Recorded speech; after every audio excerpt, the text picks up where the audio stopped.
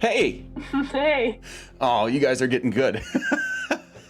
I'm telling you, I don't know what it is about the expression you make before cold opens, but Yep, that's how I know I'm safe to say what I said immediately before I stream, is that you haven't made the face yet. Tell. Okay. It feels like we're normally in like the awkward pause after the great cold open. True. All right. Note to self: work on my tell. All right. Hey, what's up, TPK community? I'm that Magic Juice, and welcome back / welcome for you first timers to Queen's Gambit. This is a D&D 5th edition campaign based on the Tyranny of Dragons module or collection of modules, but with a whole bunch of other stuff added and modified and stuff. So if you think you know the Tyranny of Dragons campaign, I promise you've never seen it done like this before. Let's go around the table real quick and introduce everybody and their characters, and then we'll do a brief recap of our last session before we dive right back in, starting with Sir Heckalot. All right. Hey, everyone. It's me, Sir Heckalot. Tonight I'm playing Aster, the Shifter Circle Wildfire Druid. Let's move it on over to Niffer, who's here today. They're back. I'm back, everybody. Hello.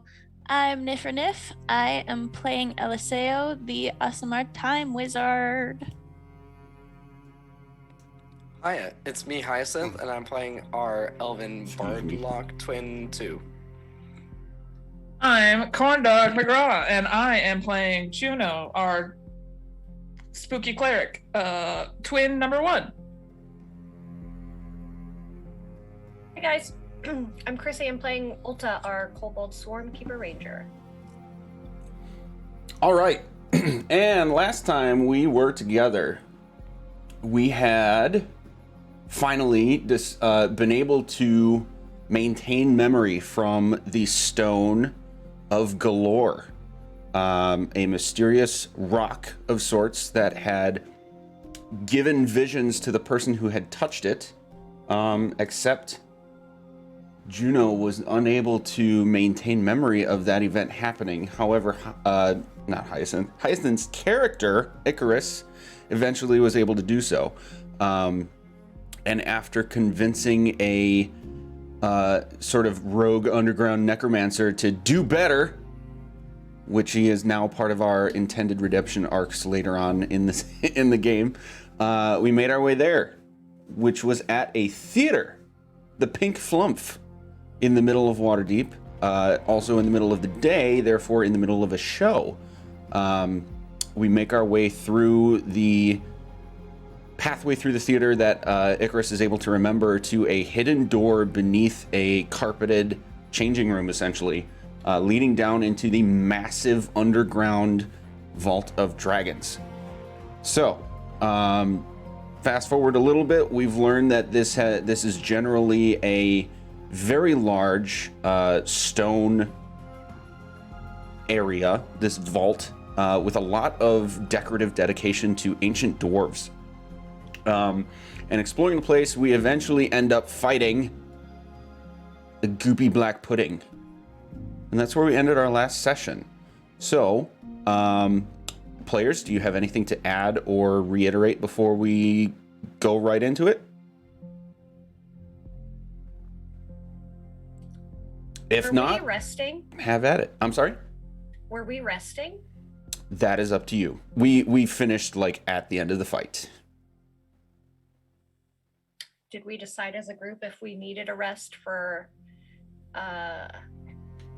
poor Juno, who got kind of their ass handed to them a bit? That's totally fine. Hello. I'm a cleric. Yeah, just a bit. Do we need to I know you. Good I night. don't think on a short rest you get spell slots back, but I do not, as a cleric. I mean, do you just want to heal? I can heal you. Yeah. Yeah, I could also heal for you. myself. I'm just getting low on spell slots. Because my Then let warlock me spell slots heal will you. come back quickly. Yeah, let me heal you, because I have stuff that doesn't need to come back. So we could do a short rest, heal a little bit now, short rest, and then continue onward. So that way I could also spend some hit dice. Mm-hmm. I'm gonna give you a hug and a forehead kiss and give you 7 hit points. Thank I'm you. gonna cast a second level Cure Wounds because I'll get it back on this rest. So, 15 healing. Ooh. Dope. That brings me back up to full. Just barely. Short rest. I am no longer bleeding from my face.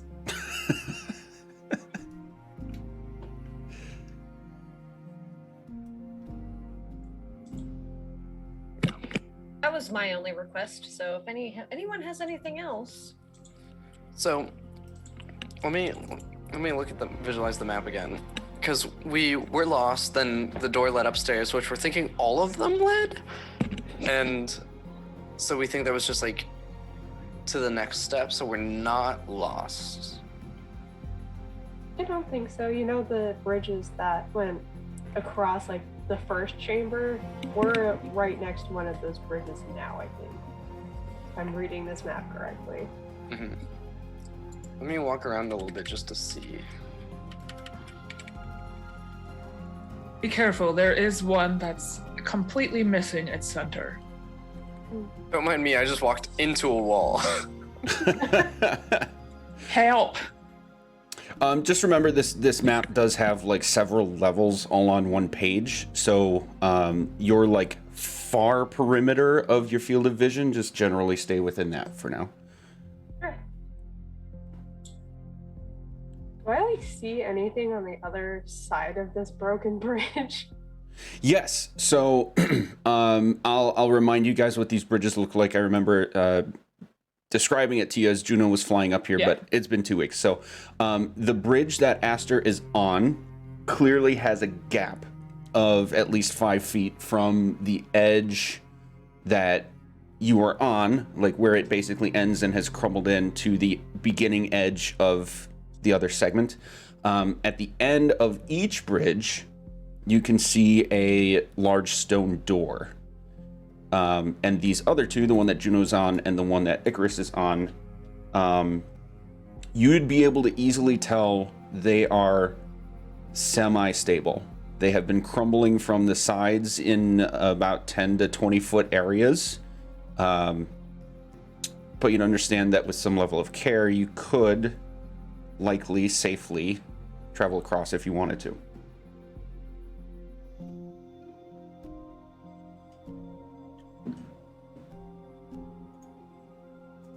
Well, okay, what bridge do you guys think we should go across?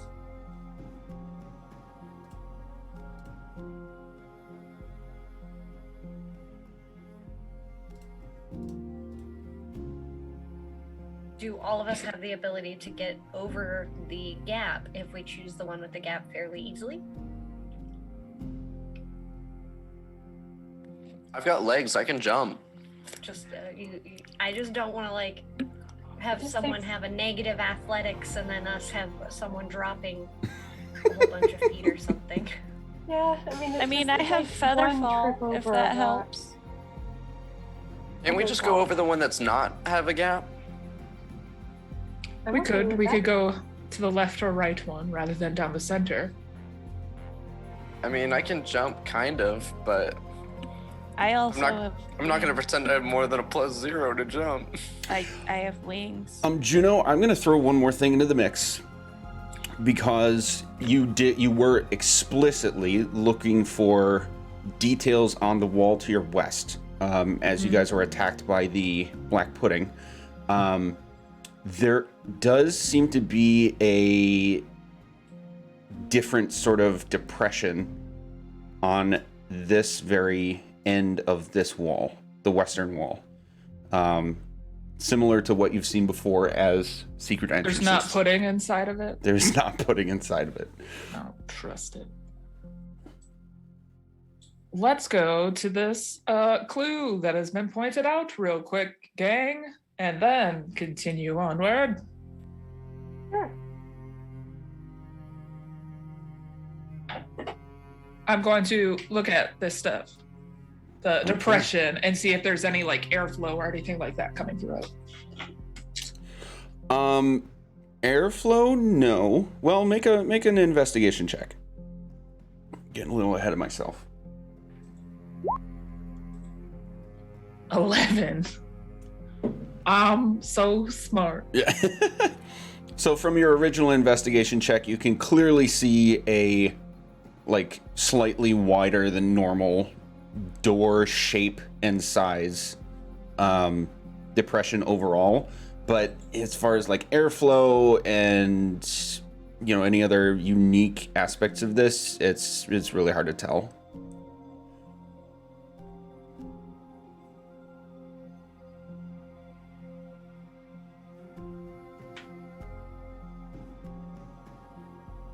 Stick your finger in it. What? Just touch it. It's probably fine, right? Well, last time I got close to a wall, it tried to eat me. I'll touch There it is. I'll walk up and just like feel across the wall, see if there's like any gives or like tells. I about what cast this- Bless on my brother, just in case. No, sorry, Guidance. You're not getting Bless. I don't have the spell slots for that. All right, so that's going to be an Please investigation don't do check, that. Icarus. Oh, thank goodness! I'm I'm very so sorry good at that smart checks. 2 people have told you they're not wasting spells on you tonight, by the way. 11. Like Okay. brother, like sister. Plus a D4 if you want to use that. Oh, Yeah, if you want to use the Guidance. Yeah, you should use that. Probably. 15. Oh, I messed this up. Hold, please, chat. Holding on. Oh, my 4 didn't go through, but I rolled a 4 on the D4. Hmm. Apparently, unless it's a skill check, it doesn't go to roll 20. Oh.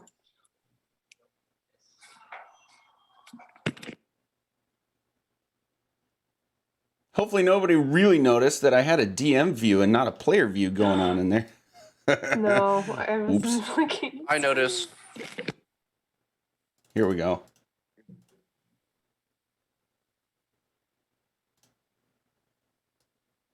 And we'll just mute this. You guys can still hear the music, right? This was where the depression was, right? Like where I am currently on the map, or is it back by Pudding Man that we have to go? No, it's at the 2 squares west of you. That's west, right? Yes. I did Where, it. where Icarus is too, yeah. A 15 to feel the depression. 16. Okay, you are confident that there don't seem to be any like traps or any surprises here, other than the fact that the door sort of like pushes inward and then slides into the wall behind it. I'm gonna push. All right, now that I fixed that, let's reveal a room. This room is clearly pretty small, and you'd be able to tell, even without checking for any additional details, at least yet, that this room has been all but untouched for an extremely long time. If nothing else, you can tell by way of copper urns throughout the room that have greened with oxidation. But you find around them a pile of coins and other treasures. So I know we're here for something else, but I seem to notice shinies.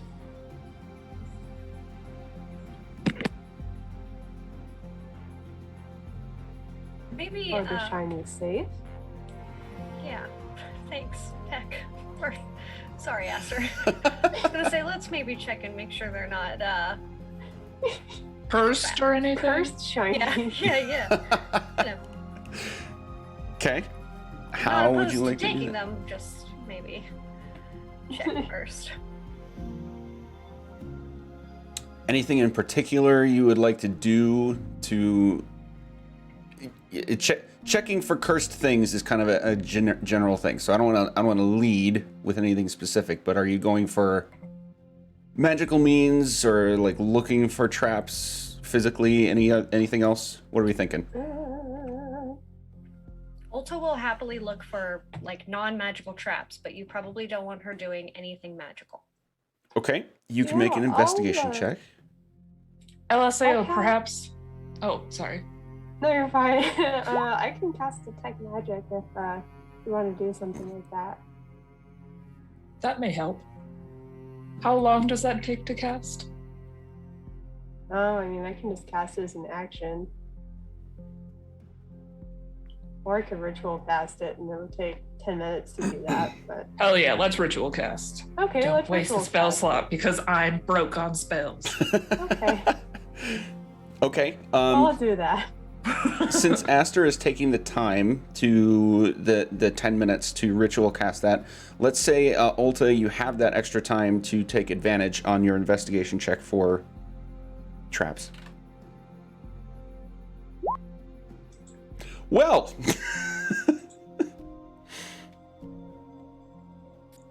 Roll I 20. still fucking hate roll 20s dice. Yep, I think we have to go back out of it again. I'm picking up my click clacks. to be Yeah, fair, like, it so is glad. it is D&D Beyond's dice because you're using the extension, right? D&D Beyond, how could you? Betrayed. glad that you I'm put not, this but dice I'm not roller up rolling on on screen D&D for Beyond us, like my but- character sheet. Oh, you're Does not? that matter? No, No. I roll. Yeah. Oh, you're rolling on roll No, 20. wait. The internet. The Just internet kidding, is I'm the on the curse wrong here. Just kidding, it is D&D Beyond, that son of a bitch. Oh no. Bitch. Okay. As far as you can tell, at least no obvious traps.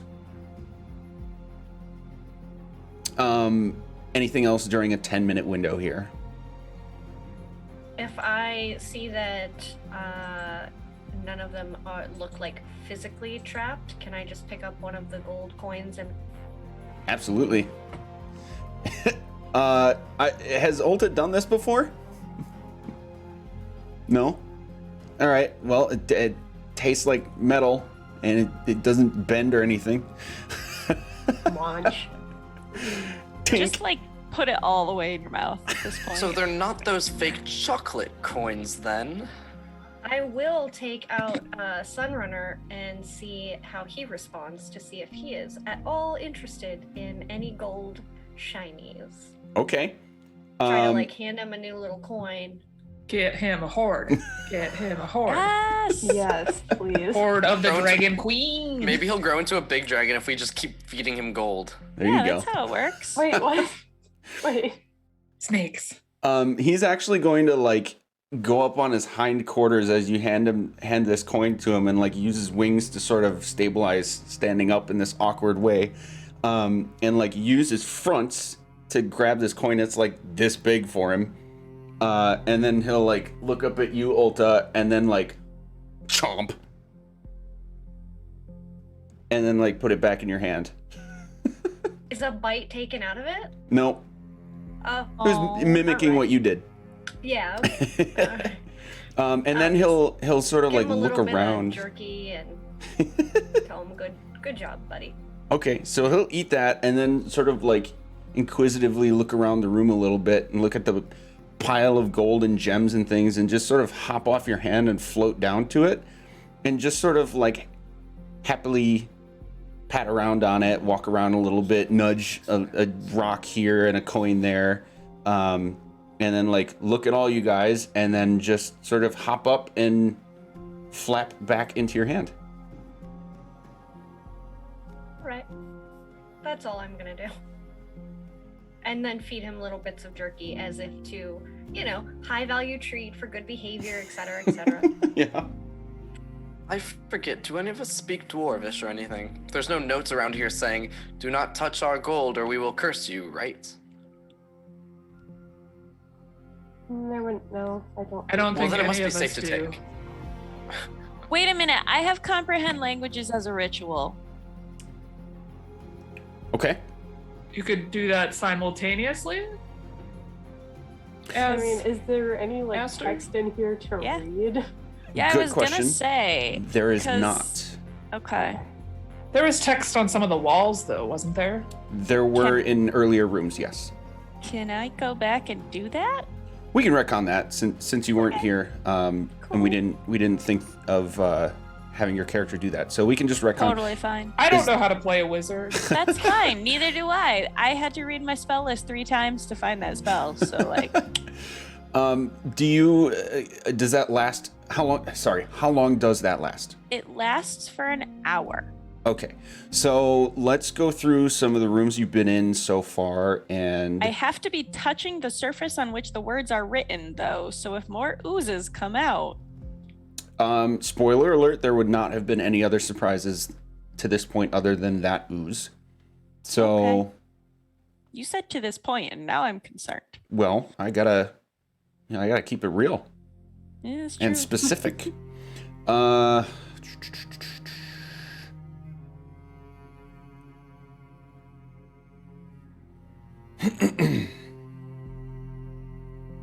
That didn't say anything. There was the large sort of, would you call it a foyer, however you say that, that had the stairwell coming up to this level, had a basically like a painting depicting a dwarven event, like a battle, and you guys were able to tell that had some magical ability attempting to charm, but then stayed away from it. Actually, no. To this point, there hasn't been any sort of writing. It's all been depictions by very detailed carvings in the stone or paintings, like murals. Cool. But we can say that your All right. comprehend languages is up if writing does come up from this point forward. Yeah, I won't cast it until there's writing that we find that's worth it. Okay, fair enough. So at the end of your 10 minutes, Aster, you detect no magic other than the walls themselves. I mean, the walls themselves are just lit up with transmutation magic, I believe. Let me double check that, but they are definitely magical. Not entirely sure what this means, but the walls are magic.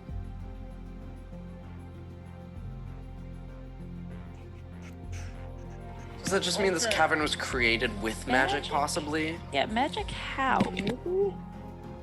But typically that would, if it was something that was just used to make it, that would, I think, maybe fade away. But just forever transmutation, maybe that's what's... It could perhaps be one of those private sanctums I've heard about, if they consistently casted it here. Or another type of secret room. Aster, make a perception check, please. Oh boy, okay. I'm Ulta's gonna head to the wall after hearing Aster say that and just kind of like chip at it a little bit to see if there's like The second something. natural one. Okay, I rolled Ulta. 2 natural ones in a row. Oh no. What the fuck? Well, Aster, this is certainly a lot of magic, like everywhere. And you're at least able to tell that it is consistent and throughout, like all of the walls that you can see in your purview. And then you actually realize that before you're able to get any more out of it, your spell effect only lasts a few seconds before it forcibly dissipates. Oh. Ulta, you wanted to, are you like checking the wall itself, like hitting it with something, Yeah, or she's just kind of like doing ranger stuff, like okay, checking. Like if you're saying, if somebody says to her, although it's transmutation magic and the walls aren't what they seem, she's just gonna walk up to the wall and like scrape at it a little bit to see if like underneath is mithril, and you know what I mean, like Yeah. who knows, or like walk over to one of the little, you said they were like kind of like urns, and like scrape those a little bit, like maybe it's the stuff in here, like I don't know, she's just gonna start poking around, I guess. Okay. You can make a new investigation or nature check. I'm gonna actually let you choose specifically for the wall thing.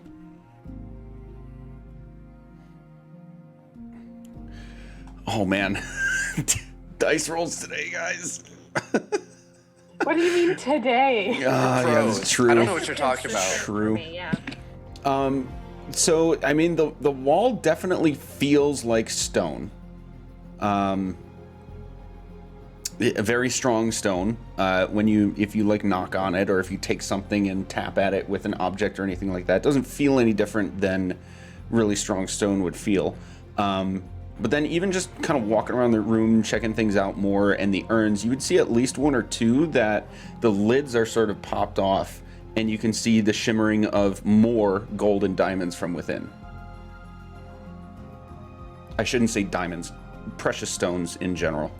I was about to say, like, wait a second. Yeah, I was about to get so hyped for diamonds. This is why I have to be specific about things. I'm gonna go heal everybody. Yep.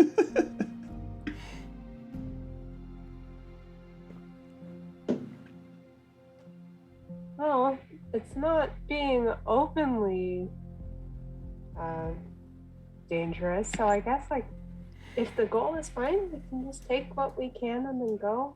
Due to our investigations, I'm gonna open my backpack and start dumping a vase into my backpack. As you're doing that, I'm going to turn to Juno and say, any chance this is like, I don't know, like religious maybe or something? Like maybe this is like, I don't know. I just know you as like a cleric. So. Right. Mm-hmm. I am indeed one of those. Could I... Just to try to discern like what type of room this is.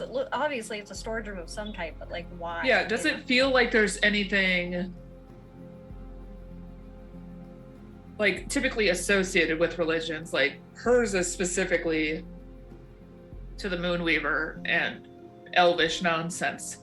But looking for anything like an altar, like incense, things that could be used for the material components of cleric-based spells, stuff like that. Seeing if this is a room not just for like treasure, but stuff that actually has components that I or LSAO would know. Okay. Yeah, go ahead and make a religion check. Great. Or history. Either one is good. History is worse. I'm gonna not use D&D Beyond because F you. 14 plus 3, 17. Okay, so Highest roll of the night, baby. Yup.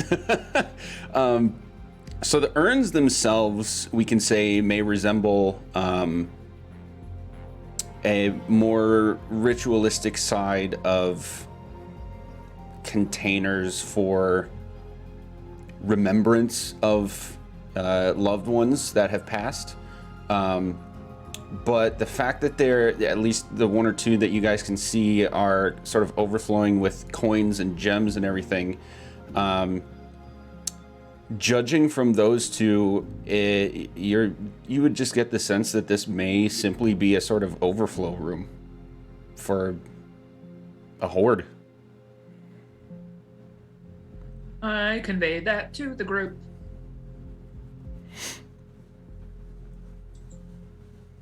Cool. We're just taking gold. I mean, the horde part is still interesting, though. I didn't expect the dwarves necessarily to have hordes. I thought only dragons had those. Is there incense in here by chance? Oh, there's not. Damn it. Icarus, I need to send you a message, so heads up for that. The rest of you, it sounds like you're taking the time and effort to go through things and gather. Is that correct? Oh, yeah. Okay. So here's where we end up with a little bit of a conflict with, like, on one hand, I don't normally like to do encumbrance with okay, for D&D. But this is a lot. Okay, So really? I'm just gonna say that your weight capacities, all 5 of you, are going to go from where they are now to maxed. Like, you pick up anything else, you are officially encumbered, but you can pick up everything in this room. Does that make sense? Sure. That's awesome. What if I'm just looking for components and don't really care about gold? Because I don't care about gold. Then we will remove 1/5 of the gold. Let me parse everything out here, and then you guys can decide. Like, every individual character can decide: are you going to take some or all of your your 1/5 of the coins, or are you going to leave it here? And we'll just say that the stones themselves, if you take them all, you take them all. That's fine. And anything else. Okay. The urns themselves are worth about 25 gold each. I don't know how to say this word, so help me out. 5 tourmalines. Tourmalines. Okay. Those are worth 100 gold each. I hope What are those? I don't know. Let's find out. They're a gemstone. A gemstone? Okay. Actually, I'll copy and paste this to you all in the Discord too, so we don't have to. Nice. You don't have to all write it down right now. Mixed in with 200 copper pieces. Urn number 2 contains a ring. Oh. There's one magical item in here, Aster. It's this ring. Okay. I messed up. So this ring is magical, and then 10 ordinary non-magical rings that are worth 25 gold each, and 650 silver pieces. Urn number 3 is piled high with 250 gold. Urn 4 holds 33 blue quartz gemstones, and Urn 5 holds a 9-inch tall silver statuette of a dwarf priest that would look familiar from some earlier depictions of dwarves throughout this place, with amethyst eyes. I want that thing. That's aesthetic. Also probably important or something. That's just a cool vibe. So let's copy paste this in, and I will remove some details that you are not able to know right now.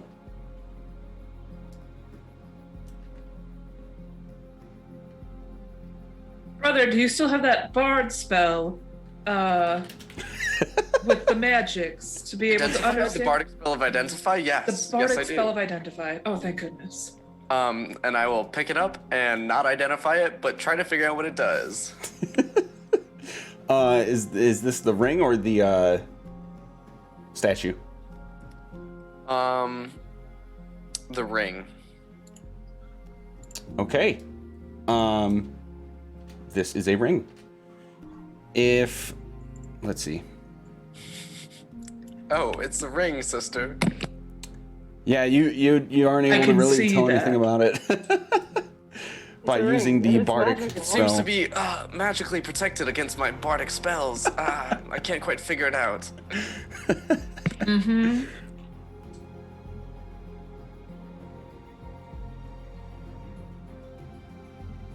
Okay, so fairly quickly, I'm seeing a couple messages that are sort of back and forth about are you taking anything or not. So how do you guys want to handle that? I'll take some random loot, whether gold or coins, or those are the same thing, or gems. I think LSAO would probably just sort out the high value things. Like 200 copper is just carrying around pennies. I don't think it's worth taking those. Okay. I But agree. the gemstones and like the gold rings are cool, and the actual gold pieces for sure. Yeah. And that cool dwarf priest Yeah, the statue. statue, however much gold we can carry, and however many gemstones we can carry seems Yeah. like... Oh, and then the rings, of course. But I Since imagine there those are are no- all going on Icarus's fingers, because I'll help carry them. What's up, Juno? I'll help carry some of the gold just because there are no components for me here, and I could use with a bit of shopping. And yeah, because gold matters to all the rest of us who like need to fill out spell books and stuff. What? Yeah, Ulta will help carry whatever the group needs, but she's not super interested in owning any of it. Are the 10 ordinary gold rings identical? They are. Well, I we just can say for checked flavor you if you want saying. them to look any different, we can. But they're entirely mundane is the point, and they are worth the same.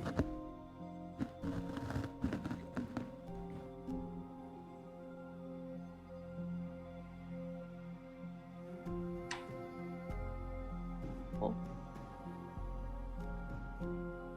Let's carry what we can and leave what we don't need. Maybe someone else will need it after us. Mhm.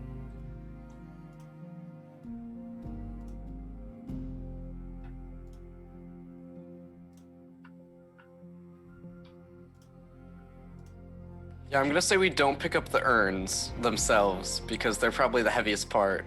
Mm-hmm. But Even they're though also worth a worth good money. amount. They're worth a good amount, but they're heavy-ish, so.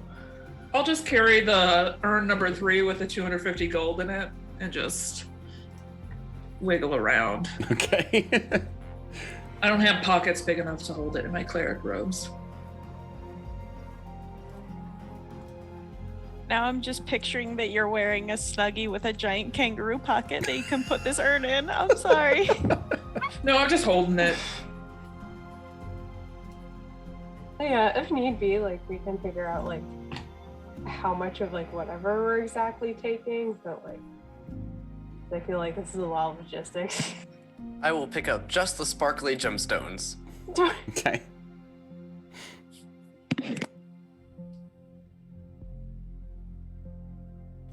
And when you're ready, you can feel free to do whatever you'd like to do next. Do the Alright. things. And walk out. And I guess we were thinking about going. Maybe this first bridge. I feel like there's the most like to walk on there, but that's just me. I also have the ability to fly one more time today, where I could carry some of you across if we did want to go to the center one. I also perhaps can we save fly that. people across. I feel like we should save the flying like in case of emergency though, right? Yeah. Like I'd rather just walk across the non-broken one or jump it and take, gamble. Let's walk across this one. That's right here. Right. Okay.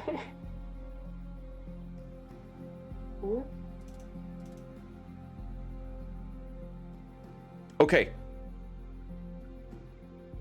Since we're committed, we're just gonna lock it in. Okay. Just to keep it honest.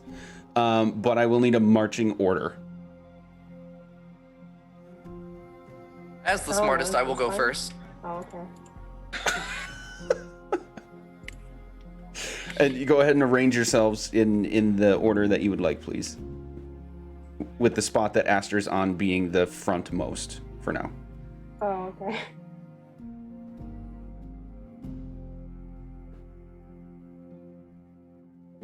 Ulta will go last.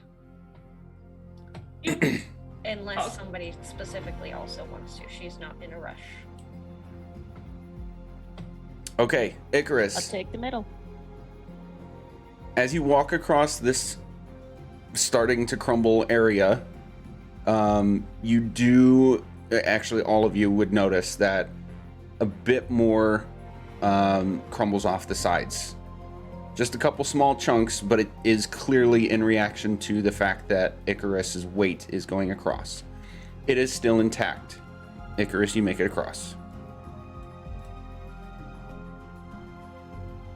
Okay, so perhaps we need to tread really lightly. And maybe those of you that either fly or can help us out. Just look out, yeah. Aster's gonna go. Perhaps we across try it. to jump across the area that's falling Yeah, I'm apart rather gonna than. step to the side. Nope. I think I might be the heaviest, so I'm gonna The wait. token hath been moved. Okay, Aster, you will need to make a dexterity saving throw, Oh, great. as your weight makes it crumble just enough that you sort of start to lose your footing. Nice. All right. Aster, you slip and fall off the side. I will give everybody one opportunity to react if you can in any way to help Aster from falling 60 feet to the ground below.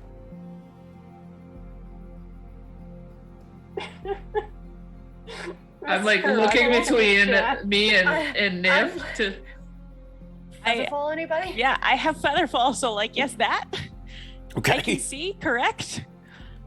Oh yeah, you can see this. Okay, cool.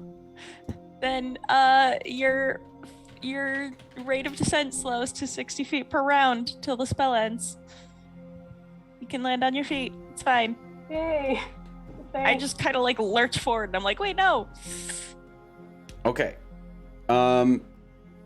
Aster, I'm gonna move you, but not the entire like view for stream. Okay. You end up down here, Oh my god. safely and on your feet. But Okay. you would recognize this is basically the entrance. Those of you up top, you all have dark vision or light enough at this point to be able to see that she has landed on the floor safely. And Juno, you're able to see with your great elf eyes, moon elf eyes specifically, that she's back by the entrance. I'm okay. We'll wait for you. How about we attempt to jump this instead of try to walk across it? Just see if that's an option for us. I can help guide you both. I have a odd idea. Could I, maybe this is more table talk question to the DM, could I use my entangling strike to reinforce the crumbling part of the bridge with vines? Yeah. It's I mean, you could essentially an always entangle try. Can you ping it for chat for me, please? I cannot because it's added in my tattoo, so I don't have it in my spell list. Ah, okay. The spell name is entangling. Entangling strike, it kind of features as an as like a bow attack that just casts ensnare or entangle. There it is. Okay. It might be a bit of a stretch though. I was just trying to get creative because I don't have a lot of helpful spells here. Okay. I'm going with really cool on this. I like the creativity. So, yes. It lasts 1 minute. Yes, you can do that. So I'm gonna wait until she comes up from the stairs, and then I'm just gonna shoot it at the edge of the bridge and like try to grow them across from like the sturdier part to the, if I can direct it at all, and just try to reinforce the bridge with some large vines. Okay. Well, question. Are these columns that are like in the entrance chamber like the things that are supporting the bridges? Yes. Okay. So I could climb up one of those columns and just like be on the other side of the bridge. As a Yeah. giant wolf You spider. could. You could. Okay, yeah, I'm just gonna wild shape into a spider and crawl up. Nice. Okay. Let's put you back.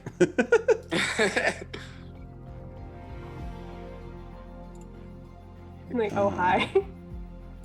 Aster, could you potentially shoot some webbing out of your hindquarters as a means to pull one of us across, or at least a safety in case it were to crumble more? Particularly for my spouse, who is much bigger than the rest of us.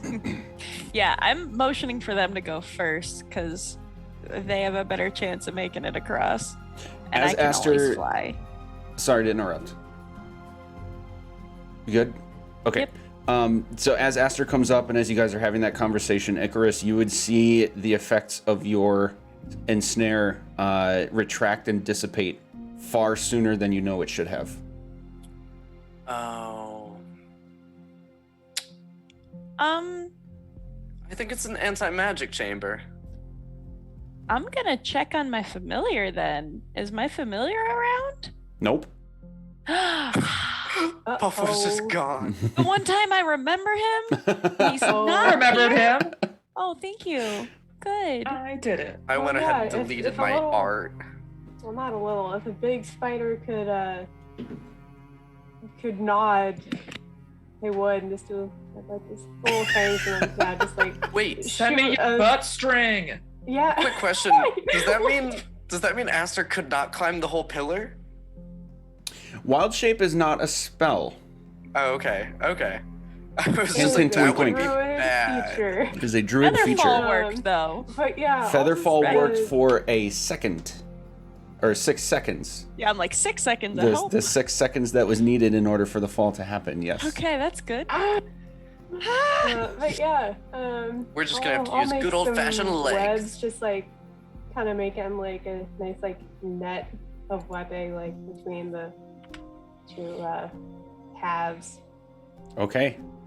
That happens, and it seems to kind of secure a walkway / the crumbling pieces on the edges of the gap enough for people to try to get across.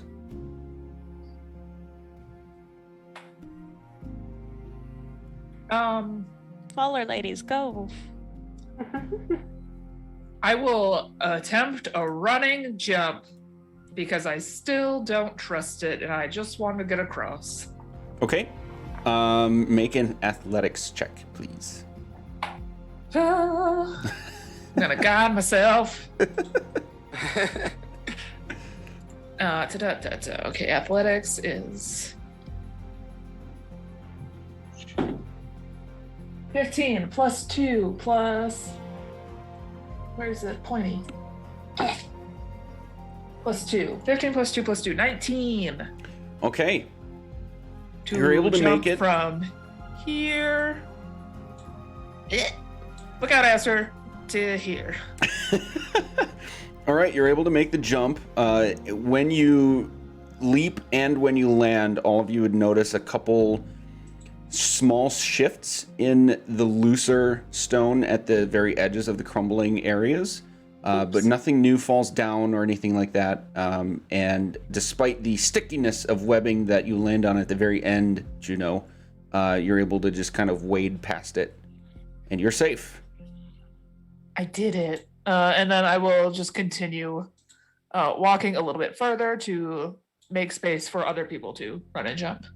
Not to overcomplicate this process, but if I walk down here, is there something that I like a hook or like a brazier on the wall? Is that what they're called? Brazier. A brazier? A Brazier. brazier is for the boobies. A brazier on the wall that I Clippable. could like shoot an arrow across and then like tie it as like the rope that you hold onto as you shimmy across or walk. As a non-magical way of helping people cross. Or maybe Let's I'm just find out. overcomplicating this walk test. Well, it's a smart thought, so let's do our due diligence to see. Ulta is going to take a running leap, and as she's leaping, cast Writhing Tide and fly. Ooh. Okay. Icarus, the answer to your question is no. then I won't do it. Is it Rising Tide? Writhing Oh, Writhing. is a I'm assuming a class thing. Yeah, that's like the class feature for the Swarm swarm keeper. where it can like push you, right? Yeah. Yes. I Okay. I imagine it as like it says like the swarm focuses into a mass that lifts you up. I assume just the kingfisher birds kind of float me over. As Yeah. far as they can get me. I mean, however, it needs to be checked. And that checks out. So I'm gonna say for that, no athletics check needed. You're able to land safely across. Hooray.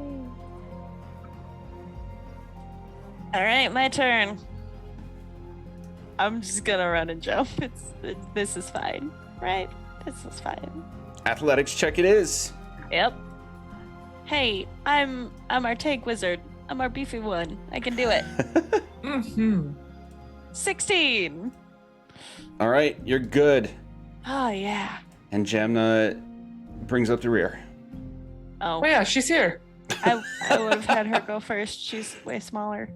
She probably Oh, well. just like backflipped over it and stuck the landing, and we're all just thinking like Hashtag rogue after shit. like fell to the ground and is now just a spider. Oh Yeah. man. Thanks, Jamna, for your help. I just like have this wonderful image in my mind of Gemna watching us like try all these weird ideas to do it, and then just like casually walks across. Just like, Oh, she why takes are the you guys running trying jump just so like everybody hard? else, but I NPC feel like stuff. she definitely is way cooler than us. She's done some stuff, that's for darn sure. Okay, what's next? This door? Yep, we walk in. Okay.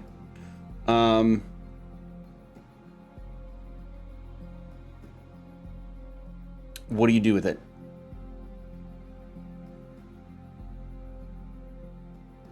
Open it? Okay. Is it a push door or a pull door? Okay, Eliseo's checking. Okay. You push it, and nothing happens. And as you check for things to pull on, nothing happens. Let's actually take a super quick break right here. Super quick one. We'll be right back. Whee! All right, we're back, guys. I made a small mistake. So we have Eliseo checking this door. Eliseo, I'm going to move you here. Make a strength check to try and push the door open. Okay.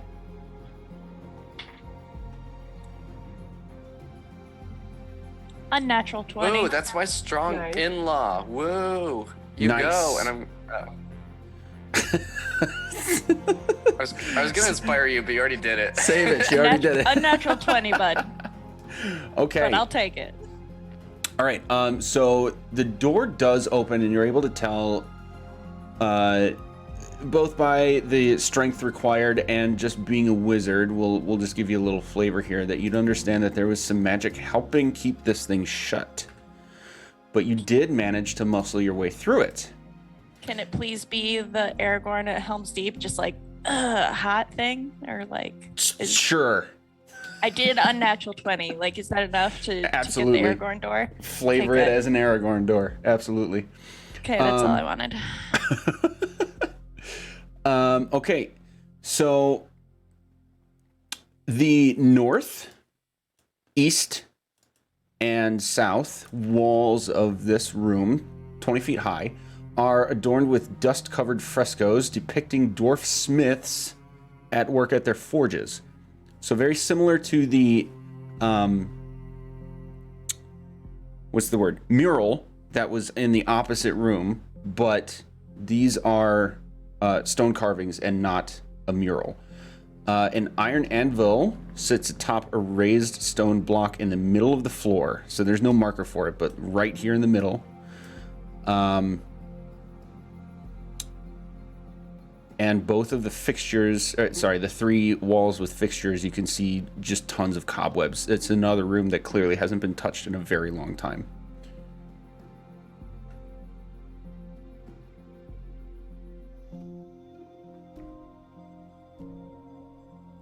Would you like me to use my bardic spell of check for traps?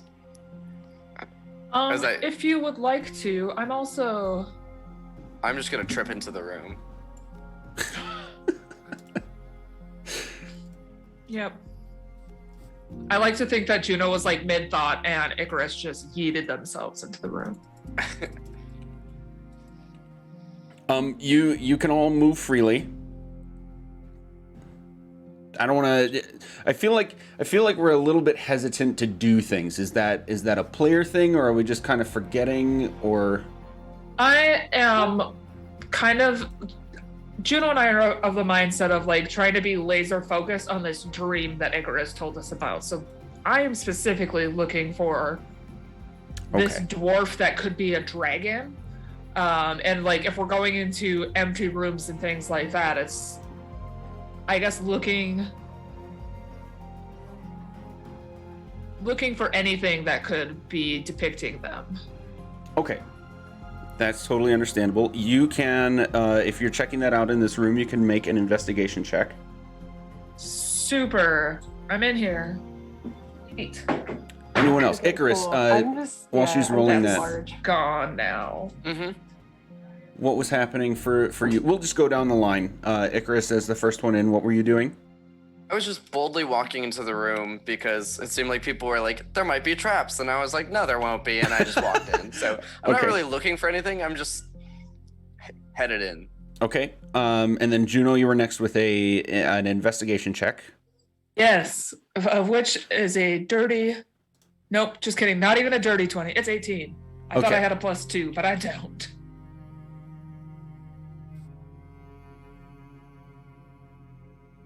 Okay. You don't see any, as well as Icarus would have been able to describe the dwarf he saw in this vision dream thing, you don't see anything depicting that description specifically, although everything in here is clearly very dedicated to dwarves in general. You are able to see, as well as Aster with your insane passive perception, that the hammer in this depiction of smithing dwarves is actually removable from the wall. And the anvil itself in the middle of the room has a few markings on the surface as if it's been struck before. Before we do anything about anything else, Ulta and Eliseo, what's going on for you guys?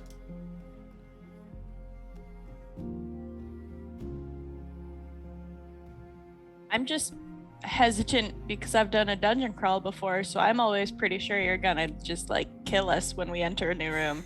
Just That's watch the only reason pudding. that I'm like this. Just gotta watch out for Try pudding. to be as in character as possible. I know that's a very common difficulty. Eliseo also is afraid this dungeon is going to kill us every time we open a room. Fair So enough. Fair enough. they're just kind of like, well, I'll open doors, but like, y'all can check for traps. Oh, no, Icarus is in the room. Okay, this is fine. Oh, as you guys So- enter, I did miss one thing. You do see some dwarvish writing for the first time around the base of the anvil. Then I know what I'm doing. I'm comprehending languages. I'll use it as a real spell. I don't care about being slow at this point. Well, I do, but like, Okay. I have a lot of spells left. You were very Do you only kind. get like 6 seconds of reading though? No, it lasts for an hour. But where we are. Well, things that have had a lasting effect have ended far earlier than intended before. Beans. They've lasted for some amount of time, but they've ended far earlier than they should have. Thank you for bringing me back to the moment of, oh yes, magic isn't working. I'm working just guess I- fine. What do you mean? I guess you are working well. You're so Don't- good. I'm so hilarious. proud of you for that one. That was actually very good. No, thank you for reminding me that magic is not working well in this place. Yeah, I would ritual cast if I knew that it wasn't gonna last, because I don't want to waste a spell slot at that then Okay. for 6 seconds. So that's 10 minutes for let's go to Ulta next and then back to If y'all around are everybody. okay with spending 10 minutes in here.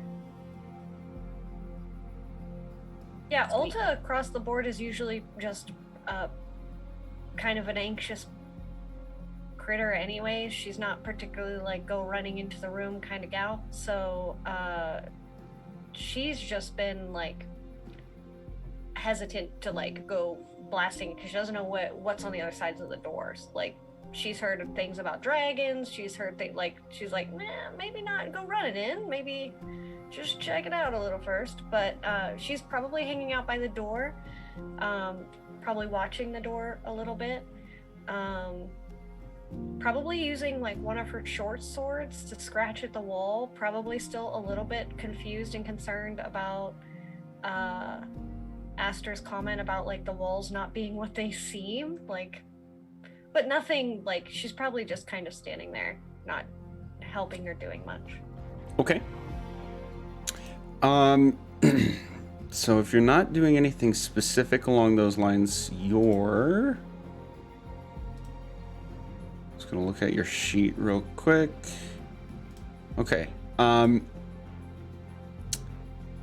With a fair amount of confidence, you know that if anything seemed different or out of place before specifically checking things out, you would probably notice. And you would also notice, for the first time, there is writing, and not just like carvings and picture depiction of things. And it's on around the base of the anvil, and you are also able to see across the room over here that the hammer in this carving depiction of smithing dwarves has slight gaps around the outline of it.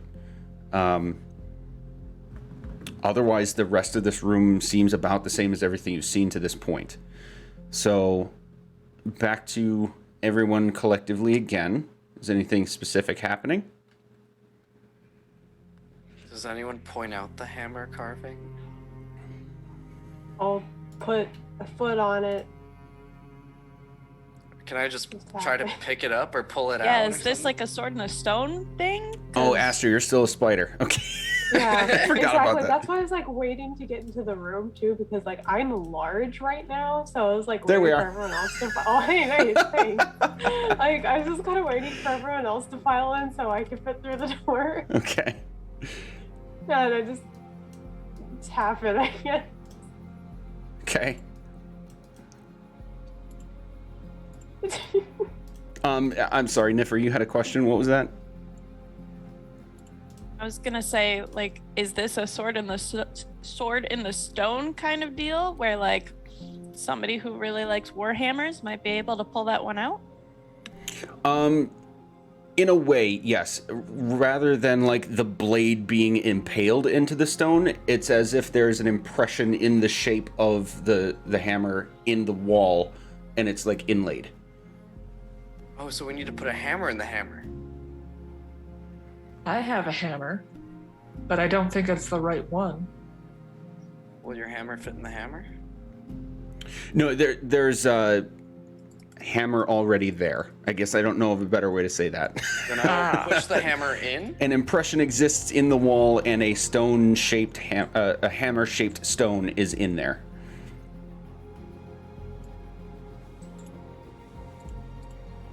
Kind of sounds like that would be a cool thing for a person who likes warhammers to grab.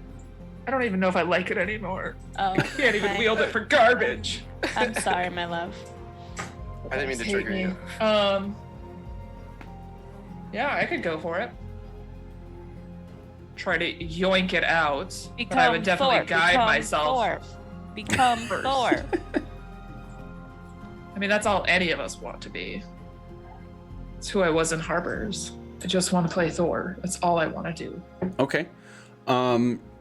It is it's for your size, it is small enough that it could be wielded one-handed, but it feels a little heavy.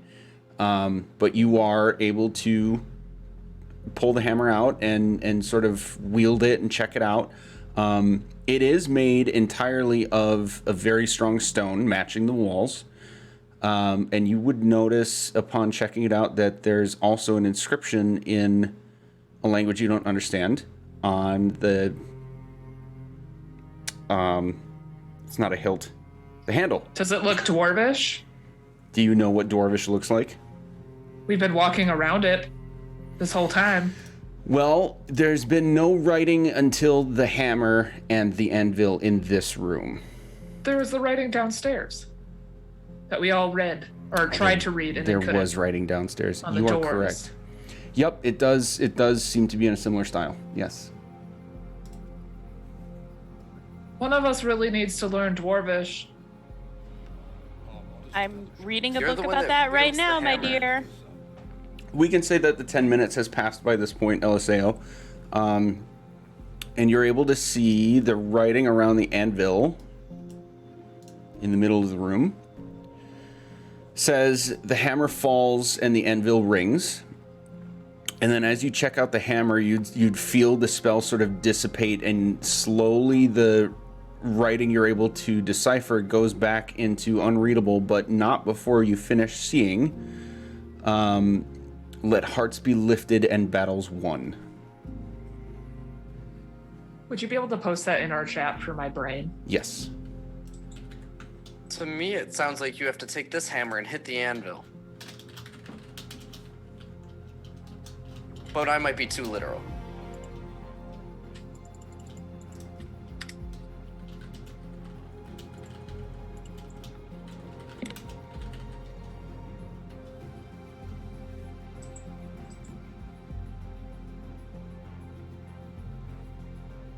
Yeah, it's totally saying so hammer's I- like pick I me read up, that and out. anvil's like hit me. Yeah, I mean, wanna give it a try?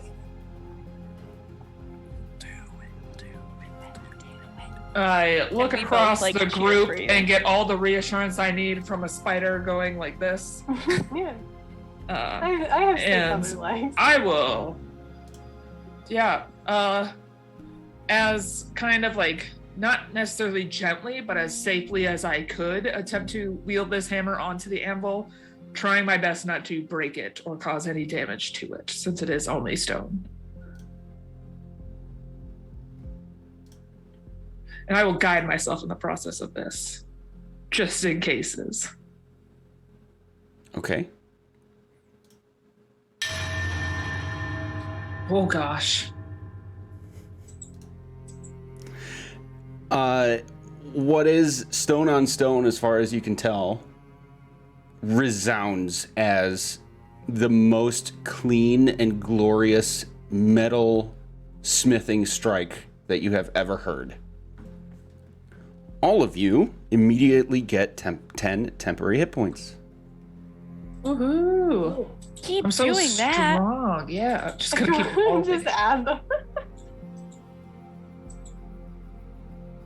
Oh, it's not letting me. Temp. There we go. Actually, I already had 5 from last session, and I accidentally edited that to 510 instead of 10. I'm just gonna leave Bummer, it. I guess that's how it works now. Yep, magic healing. Thank you, dwarves. And then, Juno, as you sort of finish the swing and retract with the hammer, you can feel a little bit of the weight sort of lift from it, as if it got a little physically lighter.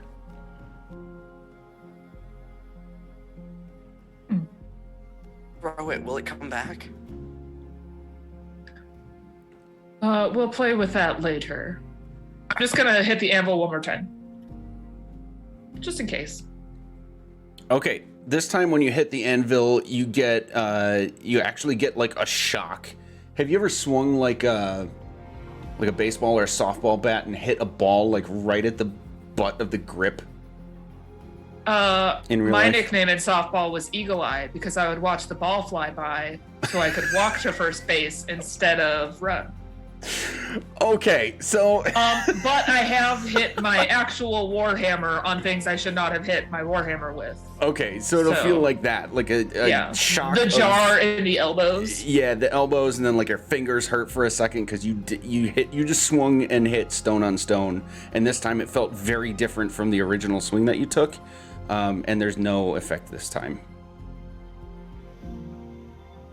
I hold on to my new warhammer to the next room. Should I leave it? Should I put it back? I think it's yours now.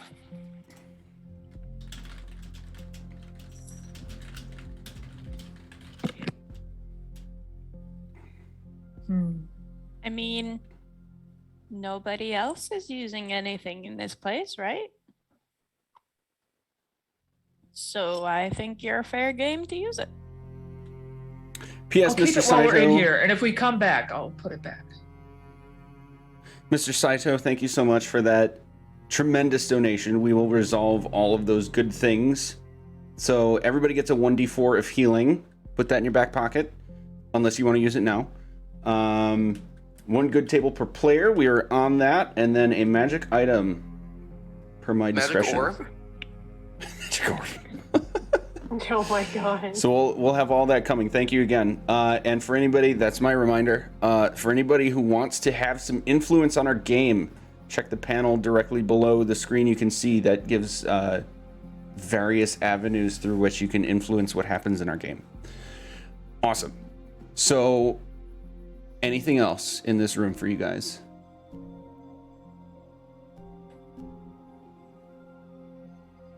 I think that's all.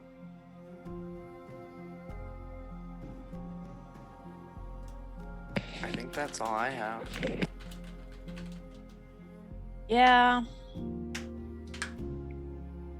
Darling, would you like to just help us expedite this process? I take one of our going across these bridges just so we don't have to go out and come back and go out. I fly everyone across and then you fly everyone across for the third one. Just speaking out loud, this chamber looks small enough, you know, the one that we're in now, that it looks like there are separate chambers on the 3 different bridges, right? So we should check them all? Correct. Okay. Just making sure that made sense in my head and other people's. Oh, hi, Gemma. So Juno, as you try to leave this room, at the threshold, the hammer actually gets stuck. And then if you continue walking, it just like slips out of your hand and falls head down on the ground right at the threshold of the room. I instantly turn around and be like, I'm not gonna keep this after all. And I go and put it back in the inset in the wall. And then I walk back out and say, oh, hey again, Gemma. She's just kind of leaning against the wall, arms crossed, like checking out the room, but definitely never came in. All right, everyone. I'll take first flight and carry you all to this next bridge. Just One crawl at a across time. The wall. Yeah, Does Aster anyone can. does anyone want to ride on the spider? Yes. I'm a giant spider. I could do that. I've Can done it I? Before. Do Yeah. it. Do it.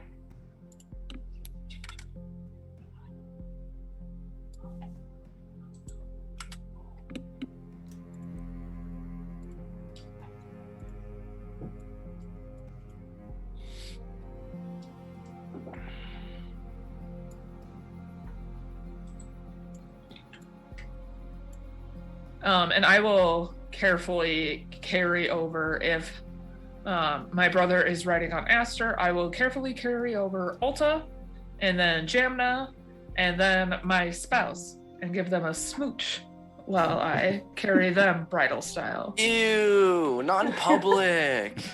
I do what I want. I appreciate that. Okay, yeah, you're all able to get across no problem.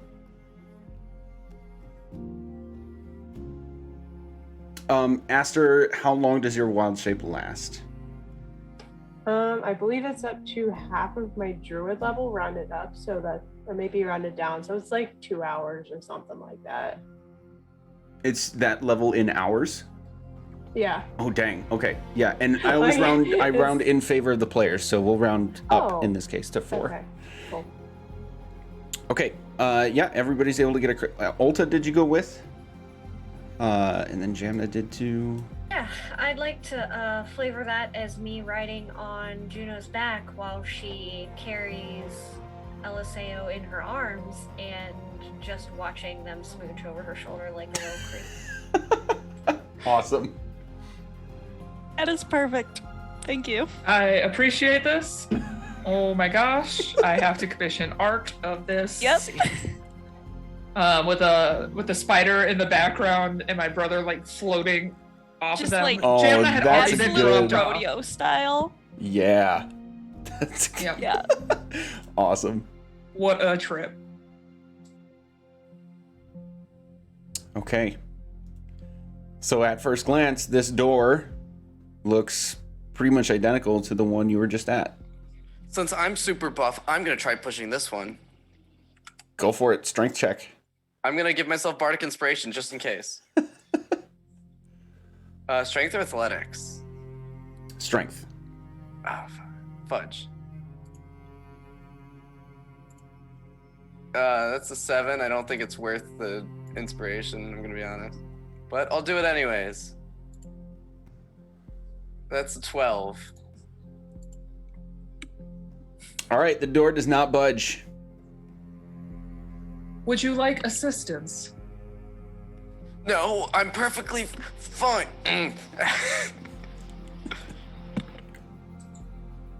I'm just gonna do a nice little like flex as I yawn and put my arm around Juno and be like, "You sure?" I think you should help him. Yeah. I'm just gonna push as well and try and help open it. What did you get to open that? I got a 7 plus 5, so like a 12 technically. Okay. I got an 11. Awesome. Never mind. Door's not going yet. Nope. May I attempt to push this door open? You may. And I will guide Yeah. myself in the process. Come here, pointy bit.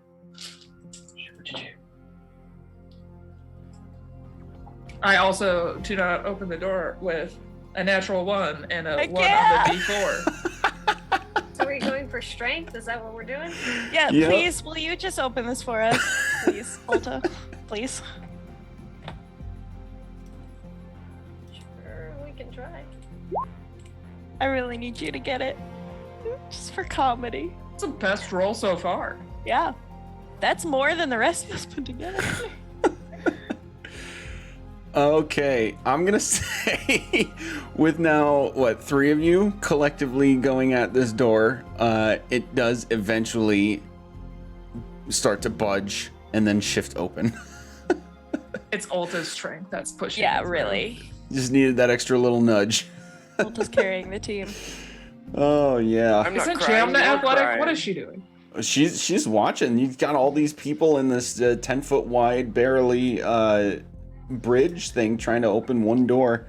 All sitting under a giant spider. I feel like Jamna is way cooler Yeah. than us, but she definitely judges us every single thing that we do. You can make an insight check to see if that, you can I see nat anything about that. 20'd.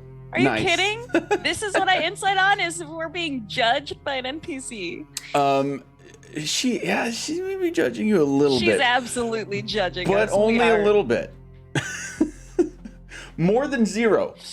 Yeah, I knew that. Okay. All right. Okay, so at first glance, everybody, this room is across the back wall.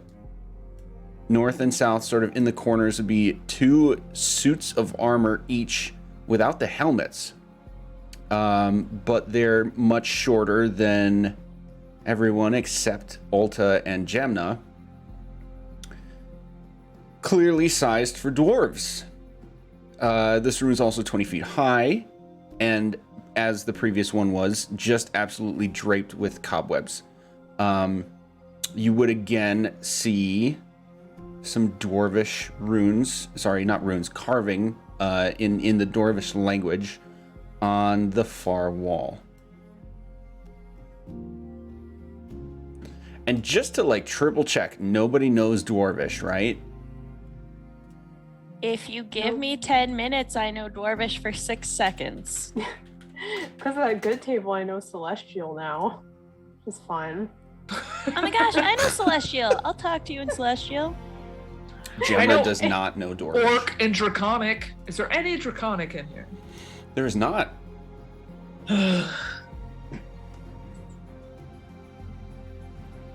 Merp.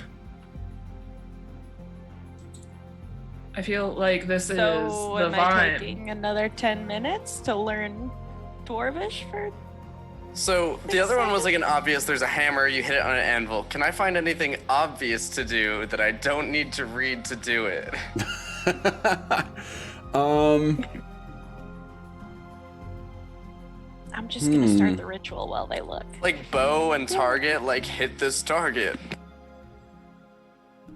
You would, without making any checks, which would be for more specific things, you would see that the carving depicting a dwarf over on this wall is slightly different from all of the others that you've seen to this point. Still depicting a dwarf, but this one looks different from all the others. But as far as anything Right. to do, nope. I think they just need to kiss. Ooh. What? The dwarves, the dwarven soldier statues. Because there's 2 of them, right? There are 4 in total. Oh. That'd Sorry, be I didn't real mean to- complicated. I didn't mean to 'cause- overcomplicate this. 2 on this side of the depiction on the wall and 2 on this side. But what if you take out the little, like, 9-inch silver statue and make that one kiss them all? I'm kidding. Anyways, I've started the ritual to try and read Dwarvish just to see if that will help. Okay. Anything else happening during that 10 minutes? Ulta is going to wander around and just look at the statues and like look inside of them and check them out a little bit more individually. Okay. Investigation check, please.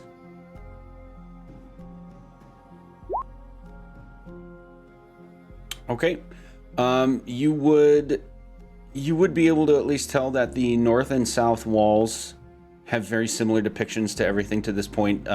One of them is basically an image of dwarves smithing, and then the other is an image of dwarves in combat, in its own artistic way, clearly depicting them winning. But the one on the eastern wall is different from any other depiction you've seen to this point. It's just a dwarf who looks different from the dwarves depicted to this point. Just sort of like leaning in, as if breaking the fourth wall and looking at you. I'll walk up to that and lean in as well. All right, right below this is where the runes are. No, I keep saying runes. They're not runes. Just the carving in Dwarvish. Just gonna lean in, knowing that Eliseo is casting their ritual spell. And is their mouth open? This is I don't know. Slightly. Are you about to kiss Okay. the statue? No.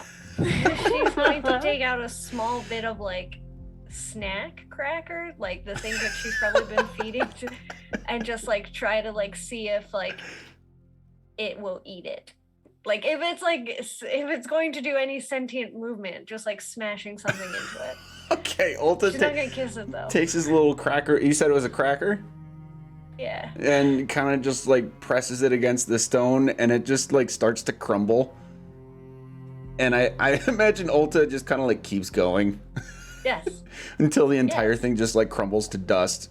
Yeah. And you look And at then it. she'll like take her like little sleeve and like wipe off its face. But like she just like doesn't, she just wants to see if it's like real. Yeah, so that's all that happens. And just as you finish that, Eliseo, you're able to finish casting your spell, and for a few seconds you're able to see the phrase, a secret never before told will part Dumathion's lips. Again, please spell that in the Discord. I'll put it in the Discord. I'm gonna look at the statues and be like, which one of you is Demathian? Who's telling a secret?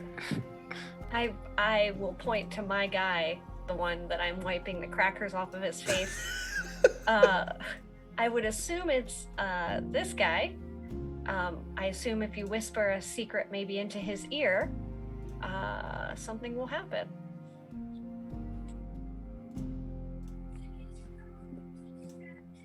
Does anyone have a good secret? I'm trying to think.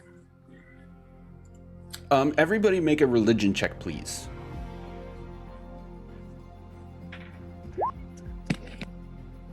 Damn, there it is.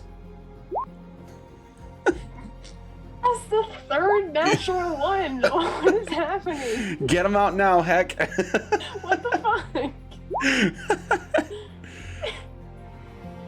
Help. Icarus, Heck, Ulta, Juno, Eliseo? Oh wow, my religion is high. 22. I Okay. thought I wasn't doing that good. So Ulta, Juno, and Eliseo. Dumathion, you would recognize as the dwarvish god of secrets.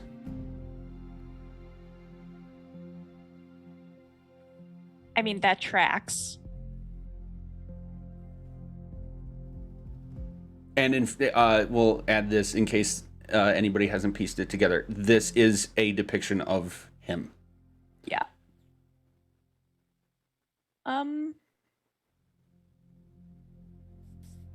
I'm trying to think back to backstory to figure out if there is a secret I've never told anyone.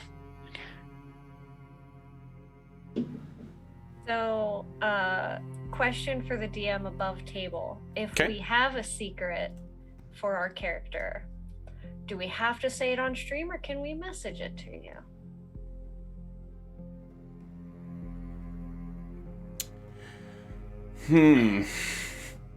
Well, it has to be a secret you definitely know. Okay.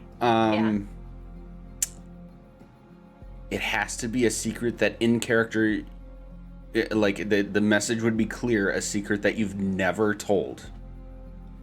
So I'm gonna say if you're trying to keep it from other people hearing, you would have to do something in character to make that happen. So no, you don't have to DM it to me, but you could just like try to get it off quick, see if make a check to see if anybody hears it, or ask everybody else to like not listen. Anything along those lines. Everyone, this please weird leave the room. This weird character issue where I keep accidentally spilling my secrets to everyone. Yeah, leave the room. You are not eligible for this table. And I almost went Bard of Secrets. That would have been embarrassing. No. You would have dropped out of that college.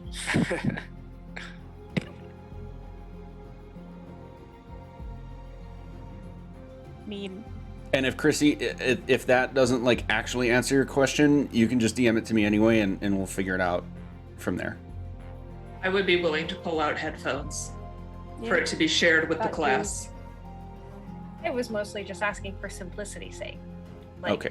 Can it, like, action-wise, can she whisper into his ear and you know it and know that she performed the action? Oh, And sure. just keep it a secret. You know what I mean? Like, she's willing to do the action. She just doesn't want other people to know it yet. You could absolutely like cover up enough that it's a serious attempt at making sure nobody else hears it. And then yes, you can DM it to me and see what happens. Yeah, okay. I'll DM you first. Okay. And then we'll go from there. But that's essentially what she would do. She would probably turn her swarm into something that sounds obnoxious. Locusts, some sort of screaming animal, something that is going to be loud and obnoxious that nobody wants to listen to. And then whisper her secret into its ear. Okay. Just a bunch of kookaburras. No one wants to hear them. I'm gonna be so Wait. upset if my elven ears fail me. Like screaming goats, though. Oh my oh, that would be so good. I'm trying to think. Other obnoxious animals. Banshees. That's not an animal. That's. Woodpeckers. Yeah, they're all just like hitting the wall. Yeah, all the stone.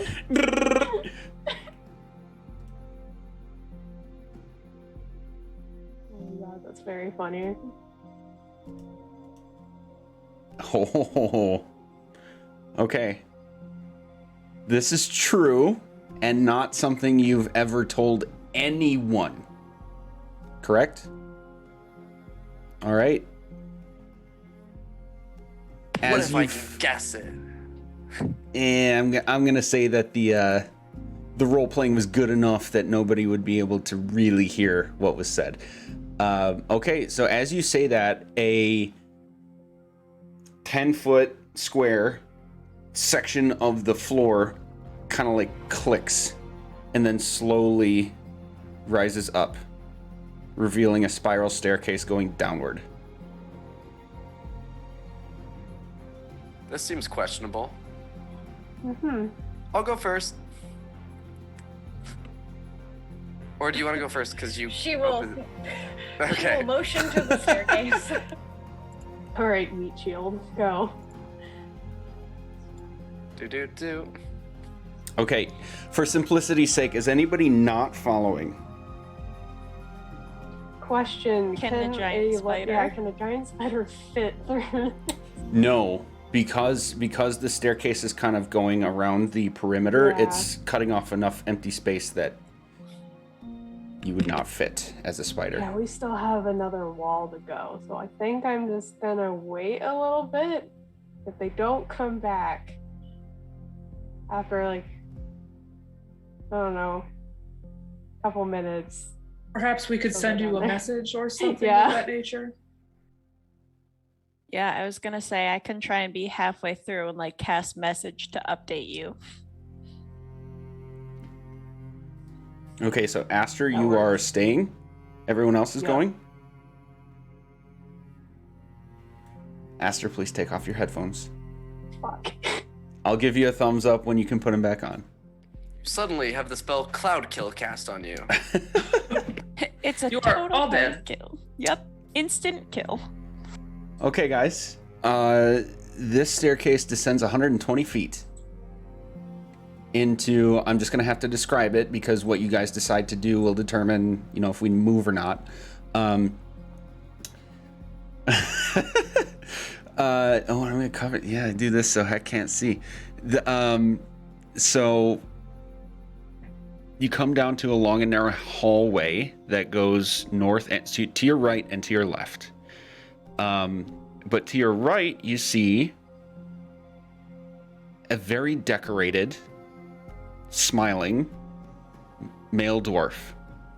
Icarus, you recognize this is very similar to the one that you had seen in your vision, but you know for sure this is not the same dwarf.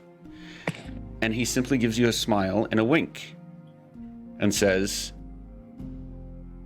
"Oh, it seems we are missing one." Oh, give me 1 second, sir. Guys, I think this is him. Wait, how do you know? How do you know we're missing one? I have been watching you. Oh, I don't like the sound of that. It's kind of creepy. No, sir. this is a very weird, creepy thing. I'm here for it. I want to back up partially, like to go get her. Should we go get the extra, or like, is it important? Oh, that is up to you. Let's Also, go get her. Are you watching us in like a nice way or a creepy way? Yeah, this accent sounds a little creepy. As you say that question, he's just gonna smile at you. And what's everybody's passive insight? –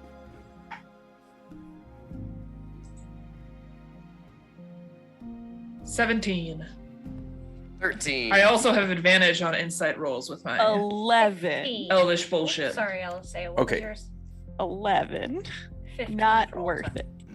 Okay, so Juno, before checking is necessary, if you want to glean anything more specific than this, then a check will be necessary. But Juno, at first, despite sort of being taken aback by this guy, just kind of being there and approaching you the way he did, you get a feeling at first that this is a friendly person.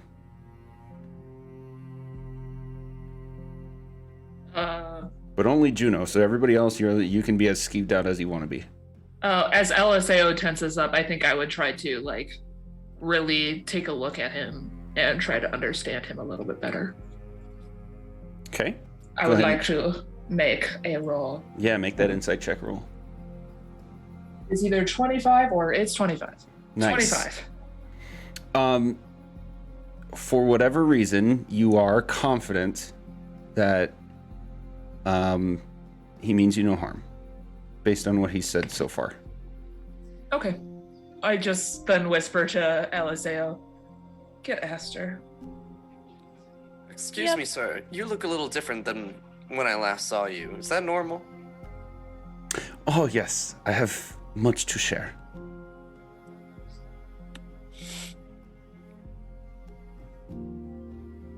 I get Aster.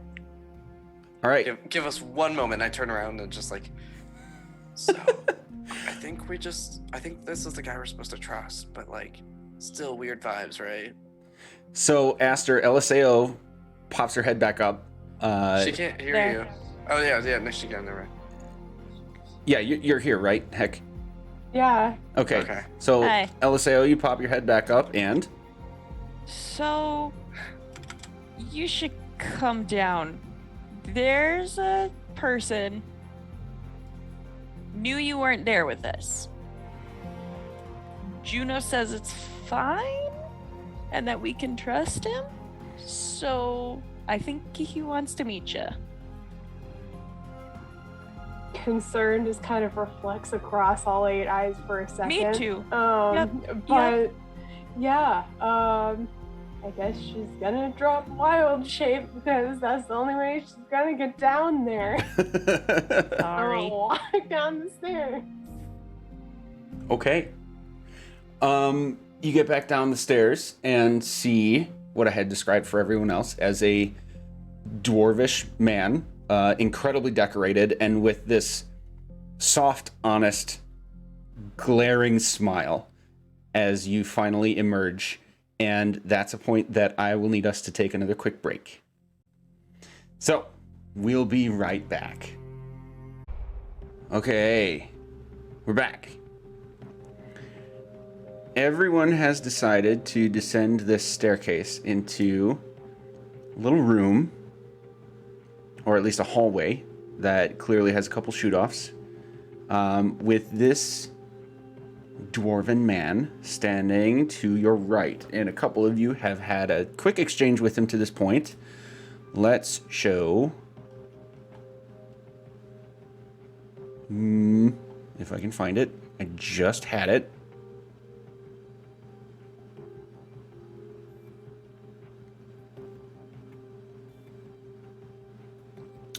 Oh, bother.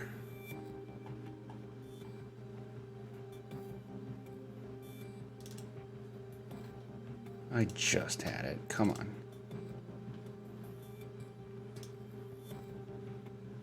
Here we go. Ignore the discrepancy. Yeah. That's definitely a flashy dwarf. This guy. He looks like a sun. So this robed dwarven man wielding this staff that at the topmost quarter or so depicts a pair of dragons intertwined and facing each other. Icarus, this person's face looks almost identical to the one you had seen in your vision from the Stone of Galore. But everything else about him is different. He's not wearing the crazy armor that you saw. He's not wielding a great battle hammer. His clothes are different, and he's wielding this staff instead. So are you like relatives, or are you the same guy? Like, I'm just trying to like figure this out here. You must be expecting Alvernax.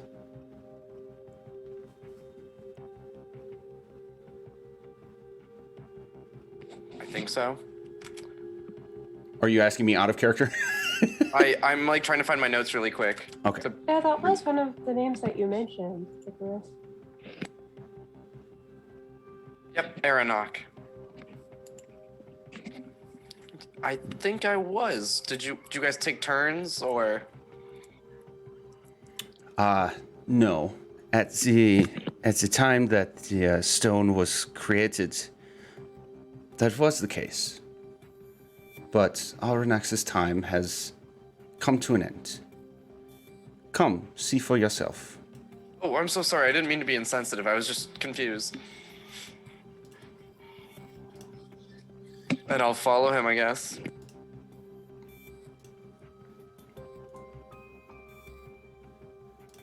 Ah! There's a dead body. What? I just walked around the corner and there's a dead body. Oh. Are we supposed to go too? I mean, he seems nice. Yeah, I'm we following shouldn't like let him go alone, right? him. Yeah, he's friendly. Well, you're already gone. I don't think all of us followed you immediately. He seems friendly. Just yell back down the hallway. Come on, guys. There's a dead body! Everybody! He's a good guy! Oh my god. Awesome. Okay, so for those of you who are not around the corner yet, please ignore, but until you are around the corner, for those of you who come through, you would see the tremendous skeleton of a dragon, clearly. Curled around one large pillar right here in this upcoming room. Sister, And do you from spare beyond... diamond? Oh. We might need a few. I think this might have been dead a little bit longer Diamonds than are I not can. fixing this. Oh, I don't know how it works. I just know you do it. Yeah, with people who have been dead within a minute or less. So Which as is you why I was turn- able to repair the one that you killed over the dinner table when we were at that tavern the other day. She doesn't need to know about that. As you guys are seeing this, you would also notice that unlike the rest of the vault to this point, bright light emanates throughout the entire place. I don't think I have to change anybody's field of view in order to make that happen. Oh, actually, you know what? I'm just going to do this to make sure. But even though you are underground, clearly, it's as if sunlight is just emanating throughout the room.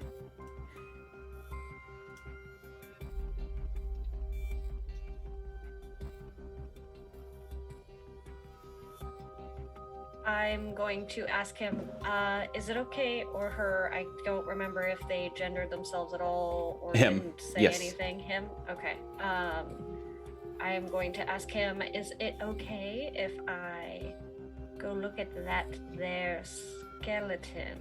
And I'm already going to be walking in that direction, but I won't touch anything unless he says to. Yes, I simply ask that we do not defile his body. Well, that escalated, sure. Yeah. What Who's happened he? here? Oh, this was Aranax. Surely you understood. And he's going to look at you, Icarus.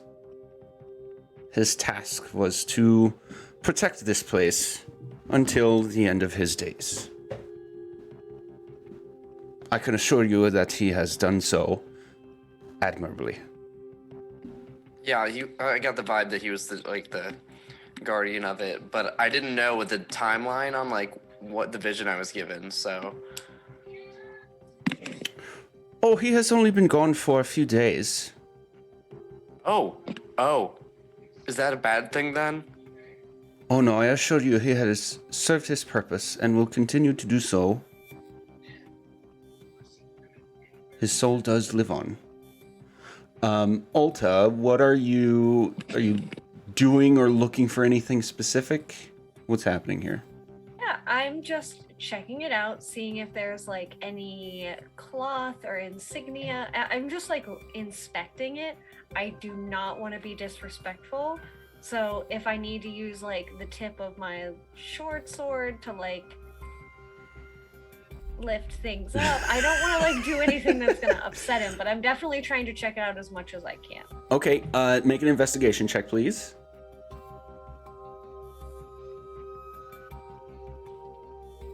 Motherfucker. Oh, I'm not muted. It's okay, we're an 18 plus channel. 18 plus channel, guys. Oh my god. Oh, Man, the number if of we times I've done weren't, that. could you imagine talking about Band. braziers? And dragon bodies. Yeah. Dead bodies. Jesus. Okay. So Ulta, your check leans nothing new, but before looking for anything specific, you'd at least be able to tell this thing is, pun intended and non intended at the same time, bone dry. And Aster, you may like quickly glance over at Ulta as she's like checking this thing out. You notice for a brief moment this little glint of gold from its sort of chest cavity area. Okay. But yeah, Ulta, you're not able to really see anything else about this. Can I like kind of move over to that area and just like take kind of a peek, like without moving anything? I Sure. was gonna move there, Icarus, but that's fine. I'll just move over here. Make an investigation check, please.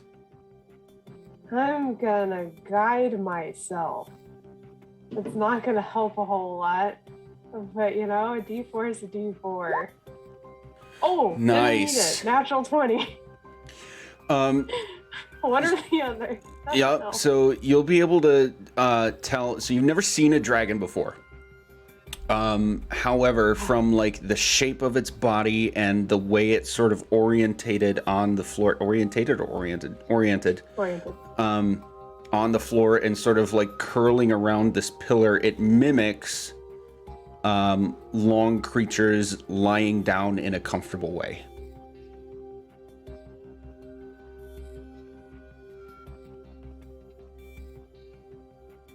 Okay. And Icarus, Ulta, Aster, as you come around this corner, you can see this is an extremely large room overall with several pillars going across the entire thing. Easy enough to assume that those are likely just support for the overall structure. But strewn about throughout the entire chamber is tons of gold. I'm gonna internally resist the urge to touch any of it, out of respect for our friends here.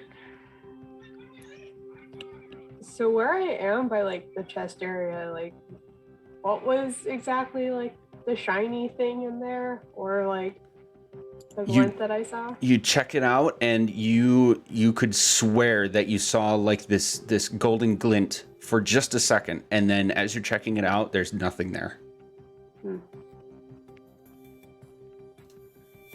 So Oh, while that's a they do laser that, pointer. Ulta is going to just think that she's done the best job ever and walk over to our new friend. And I am going to pull out Sunrunner and go, "You seem to know a lot about these. Can you inform us on how and why we received this one?" And I'm just going to kind of like bob him up and down and let him like flap his little wings a little bit.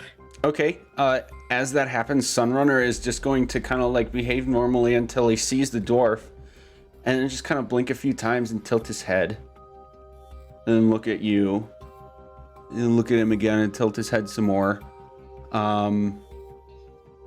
And no check necessary. You're like establishing a bond with Sunrunner, so I'm gonna give you some flavor to chew on here.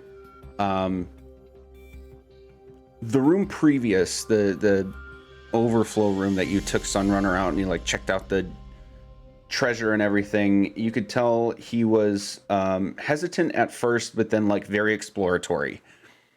This feels and looks to you much more like curiosity. And he's notably staying with you, staying on your hand and your arm. And the dwarf is going to look at you and say, "Oh, how curious. Is he behaving?" Yeah, pretty well, I think. What is his name?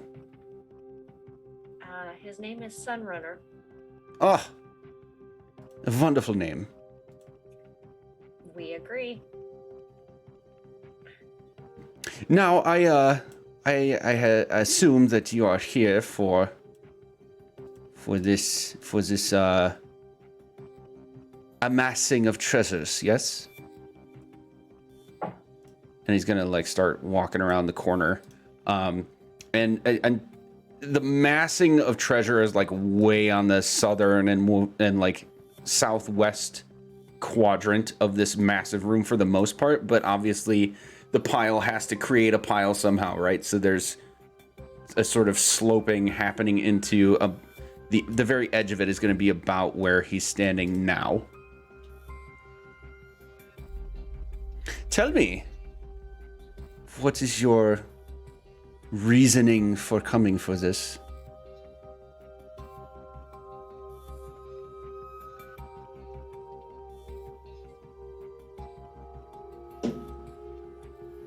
Well, what we don't want is for it to fall into the wrong hands, because we don't want them to start utilizing it for the horde of a bad dragon. That they are the proverbial they, are attempting, possibly, to Make a bring deception forth? check. We just don't want it to get in the wrong hands. Why is that deception? I thought that was right. I thought that was fairly right too. Yeah. I thought we were trying to get to it because we heard the bad guys were getting to it. You're saying a proverbial they, but you actually have a pretty good idea of who they are. We're trying to stop it to get in the hands of the dragon cult to raise Tiamat. Because I didn't name the cult. That sounded intentional. Am I misreading that? I mean, yeah, but that's okay. No, I'm still. Okay. I wasn't trying to be deceptive, but Okay, then I we can ignore definitely that. Yeah. I would lie to a dragon. Yeah, she's definitely not like. She's just saying she means like the proverbial they, as in like the other people. Like, Got it. She's assuming kind of like he already knows that like people are probably after that, but not wanting, kind of like Voldemort, like don't speak it into existence. Okay.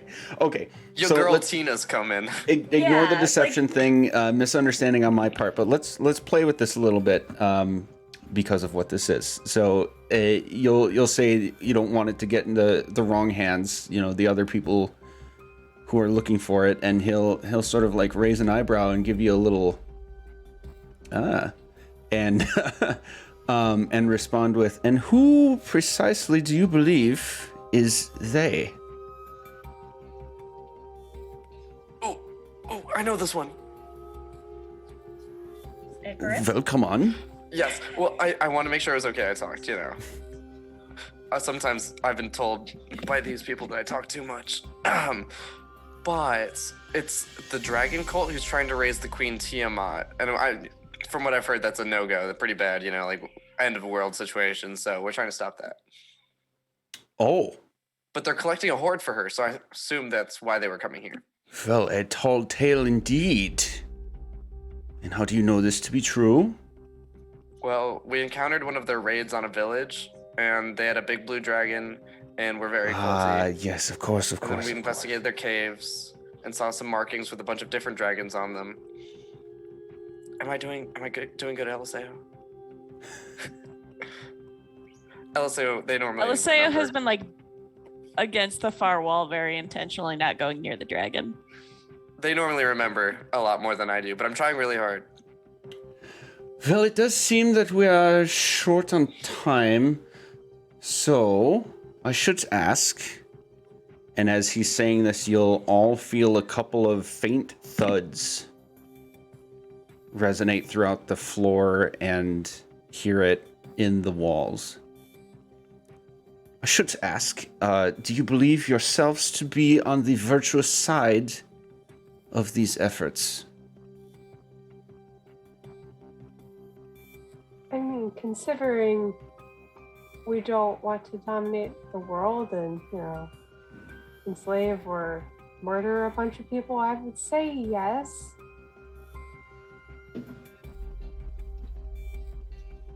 Yeah, we've been actively working against them with groups that we think have the best intentions, or at least to protect other people, yes. You there, in the back. You two have not much to say. Come, I am a friend.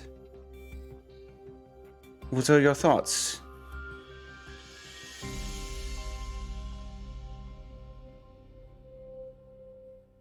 He's totally calling you guys out, Juno and LSAO. Yep. I am more looking to LSAO as they've kind of stayed away from the dragon and have a little bit more. I'm kind of like, I'm literally looking to them and just like caressing their arm and like trying to make them feel more comfortable. Yeah. Right all body language is very closed off of like folded arms and just not looking at the dragon and not being like near the dragon or investigating it, even though it would make a lot more sense for LSAO to investigate things. And after being called out, they're just kind of like, it's more personal here. Ah, yes.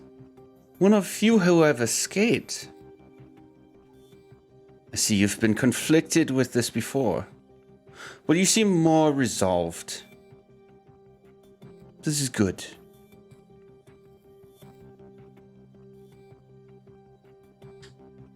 Have you thought about going back? Have you thought about going back? No. Ah, lovely, lovely. And he's going to be kind of like at this point, sort of very distracted attention, sort of looking at you guys when he speaks. And then as you're responding to him, he'll be like clearly listening and kind of humming and hawing as, and you know, sort of doing this, you know, looking up in the air, thinking to himself, sort of like kicking some coins, poking at him with his staff, and pondering as you respond. Louder thuds resonate throughout the chamber. What is that? Ah, yes, well, as you already know, it seems you are not the only ones seeking out this. And he'll, like, grandly gesture to the entire pile. It seems I am just about out of time myself. But I see that you are indeed destined for greatness. Please, continue to be good. And as if dust in the wind, his entire person will just slowly dissipate from his feet to his head, including the staff and everything that he wears. He'll give you a little wave and a wink. More thuds. I have more questions. Come back. More thuds come, and they increase in frequency and in volume. I'm going to give you guys one semi-initiative action each to do anything you would like to do before what happens next.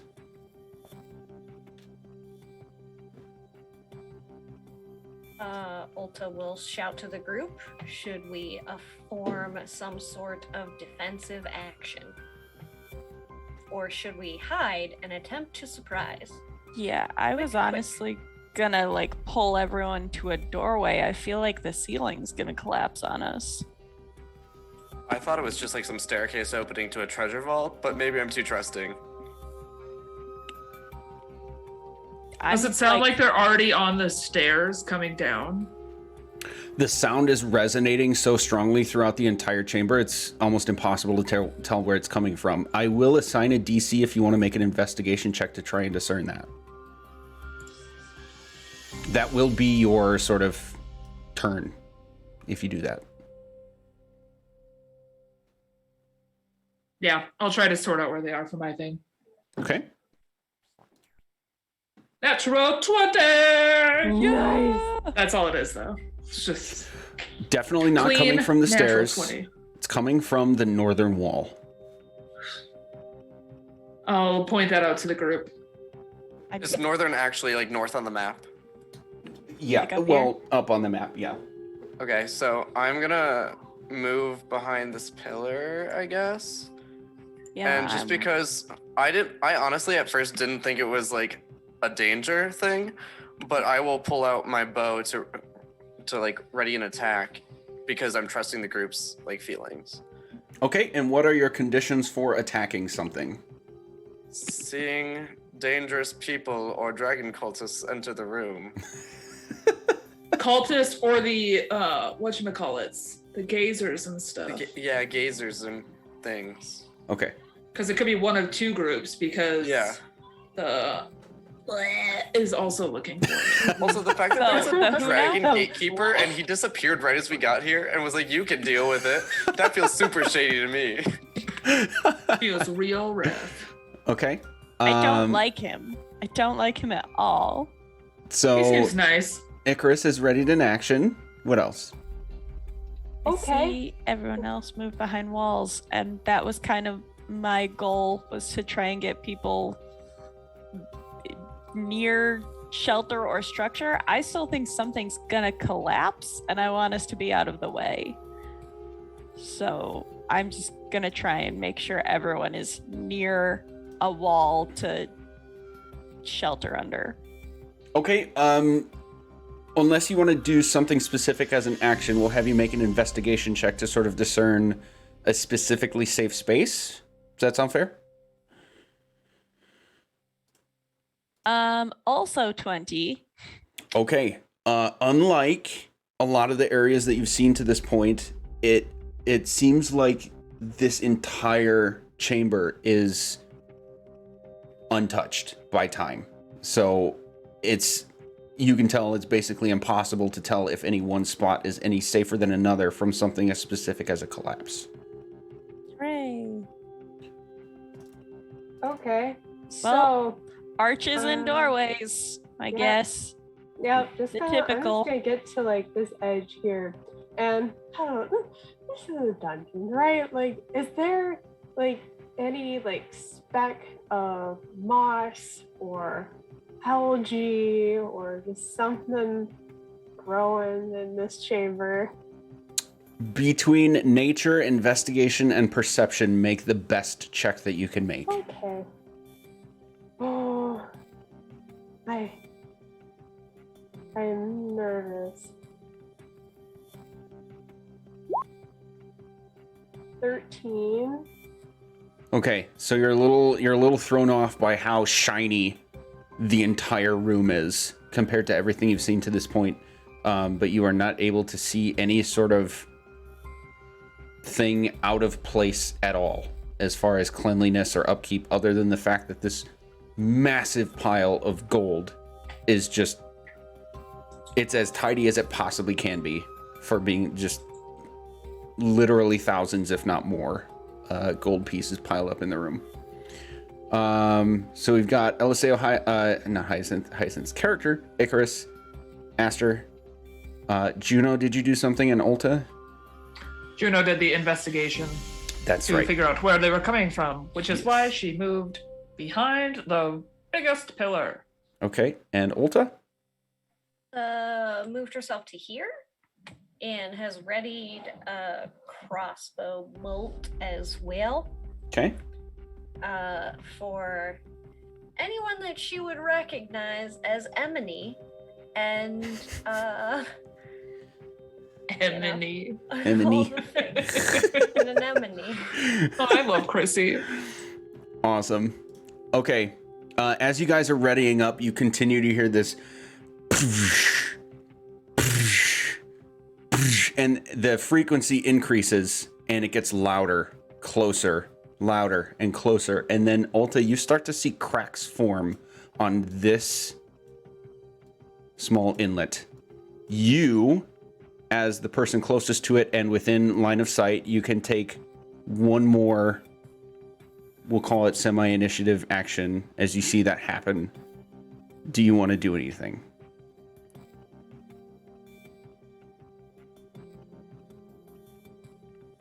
You are muted, friend. Fucker. Oh, just kidding. Got it. Comes up time. All the sound blips. Aside from shouting out to my friends that this is happening, I will just cast bark skin on myself. Ooh. Nice. Well done. Okay.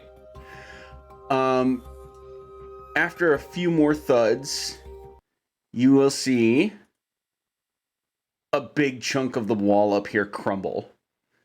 And this creature, who I will show you a brief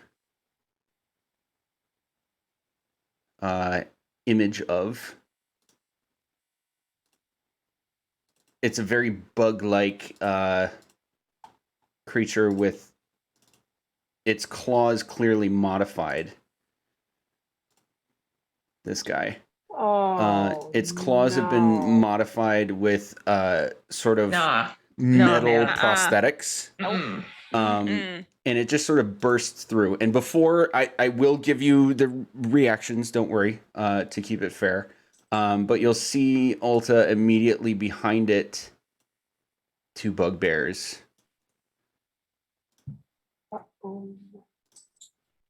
Do we recognize these bugbears? I'm gonna say not. they're common enough that you've seen bugbears before.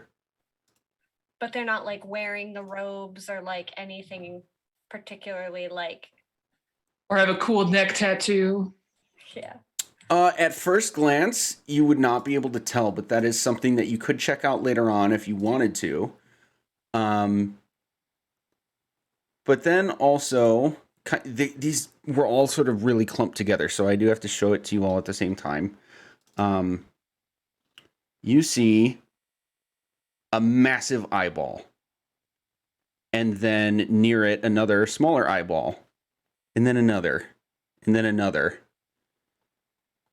As several eyeballs sort of peer out from the darkness behind these creatures at the same time. You can't see quite yet what they belong to, but you can hear this voice just kind of like frantically talking to itself. Treasure's mine! Treasure's mine! And then the eyeballs start to turn. And they're just this frantic, yes, found the treasure. Go away! Go away! The treasure is mine! What do you do?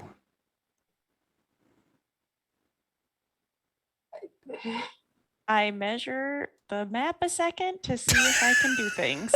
Hang on. Well, this is just Ulta first. Oh. Okay. Yeah. So what do you do? Yeah, I mean, she's going to see this what I know the player, but Ulta does not know. But she's going to see this like bug creature, instantly be like, fuck, shit, and she's going to definitely move, like probably. Well, no, she's probably not going to move. She's just going to fire off 2 of her. She's going to cast Hunter's Mark on him. And then do her dual attack with 2 crossbow bolts. Just let him fly. Let him fly. Okay. Yeah, I agree. Make those attack rolls, please. Ooh, those were nice. Okay, both hit. I thought those things ACs were much higher than that. Well, things are modified. Oh, okay. That's Chrissy talking. I'm sorry. I should have said that. That's okay. Also, I'm actually, grateful that their ACs are not higher than that. unmodified, they are just that, 18. But yes, they are modified. Everything is modified in ways. 1 extra d6. Okay. So the first one's 7. The second one is 4, with the 1 extra for the Hunter's Mark. Okay. And then I do get the extra d6 as well from my swarm. Okay. So 3 extra. Okay. So you fire off 2 crossbow bolts, and this thing, as it like finished bashing through the wall, and it's got this chitter with its mandibles going on, and receives these 2 crossbow bolts and is taken aback for a second before fixing its gaze on you.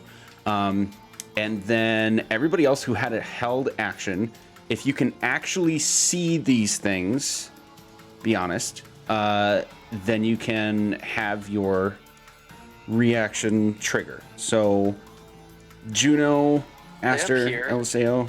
Just real quick, because I missed that real quick. Yes, they are. Okay, so Whoop, we lost you. no, I can't see them, so I'm good. Okay.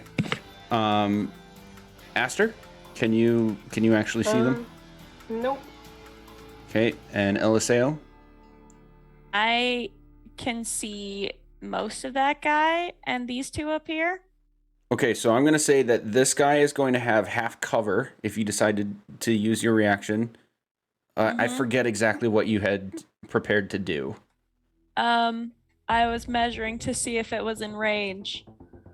It's a 60-foot spell, and this is 50 feet away from me. That is in range. So I can do basic math. I'm gonna cast slow Okay. on every creature in that area. It's a radius. they It's an area of all- effect. Yes. Okay. A 40-foot cube within range. Each Nice. target has to succeed on a wisdom saving throw. Each one. Yep. Okay.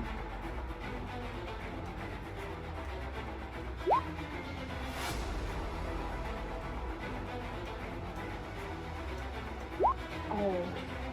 Get out of here with that natural 20. Fuck. 27, 19. Well, 15 is the save DC. Okay, so It's a 40-foot cube, and it doesn't specify that I need to be able to see. yes. So this one will So- still happen as well. The last one is a 13. Okay. I've lost the spell somehow. Here it is. There we go. Yeah, so affected target speed is halved. It takes a -2 penalty to AC and dex saves, and it can't use reactions. Okay, so here's what I'm gonna do. This bugbear is the one that saved, so I'm gonna give it the green dot. So I need Great. you to remember green dot, no effect. Everything else effect happens. Effect. Yeah. Okay. Okay. And was that it for everybody's held action. actions? I think so. I can't see anyone, but my held action was going to be my Twilight Sanctuary once I heard someone break in. And that's for our group more so than it is for, like, it's not to attack them, it's to help our group. Oh, that's fair. Yeah. So Remember, we you still would have have heard 10 that temporary happen. hit points too. Yeah. You do still have that. Yay, 10 HP. So you did Yeah, hear this but- happen, so that happens. Okay, so for my channel divinity, Twilight Sanctuary, as an action, I did that. But this, I can also, if you end within my radius, which is a 30-foot radius, so it's a big, dimly lit area. I'm hoping that'll also like help with the bugbears trying to attack us. Basically, it's about to get real dark. But if you end in it, I can either grant you 1d6 plus 7 temporary hit points, or I can end one effect causing you to be charmed or frightened. Now, just so we know, is that your choice or the recipient's choice? It's the recipient's choice. Okay. Or wait, no. Oh, it's my choice what to do for them. Okay. Okay. Sorry, it's you grant it or you end one. Okay. So we'll have to keep that in mind. And now we can officially roll initiative. Ah. Let's make sure that I'm.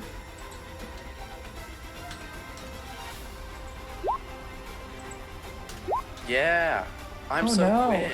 All right. I don't want to be that fast. I'm the cleric. Wish I could trade you. Trade. Eliseo and I have 17. this. 17 with what modifier? That's with the modifier 17. Yes, but for a tiebreaker, what's your My modifier? initiative is +6. Nice. Okay. And Icarus, you had a 19. That does make me think of a spell that I should do as a weird, crazy time wizard shenanigan person. Can I make a spell that lets people switch initiatives? If it does that specifically, what's the spell? No, just for spell crafting later. Oh, yeah. Write it down. Okay. Cool. Absolutely. Noted. Okay. Icarus, these things have bursted into the room. You at least heard it, and you would have seen Eliseo and Ulta possibly react to that corner, so I can reasonably say that you know things are happening over in that corner. So what do you want to do? I am looking right now to see how far I can make it.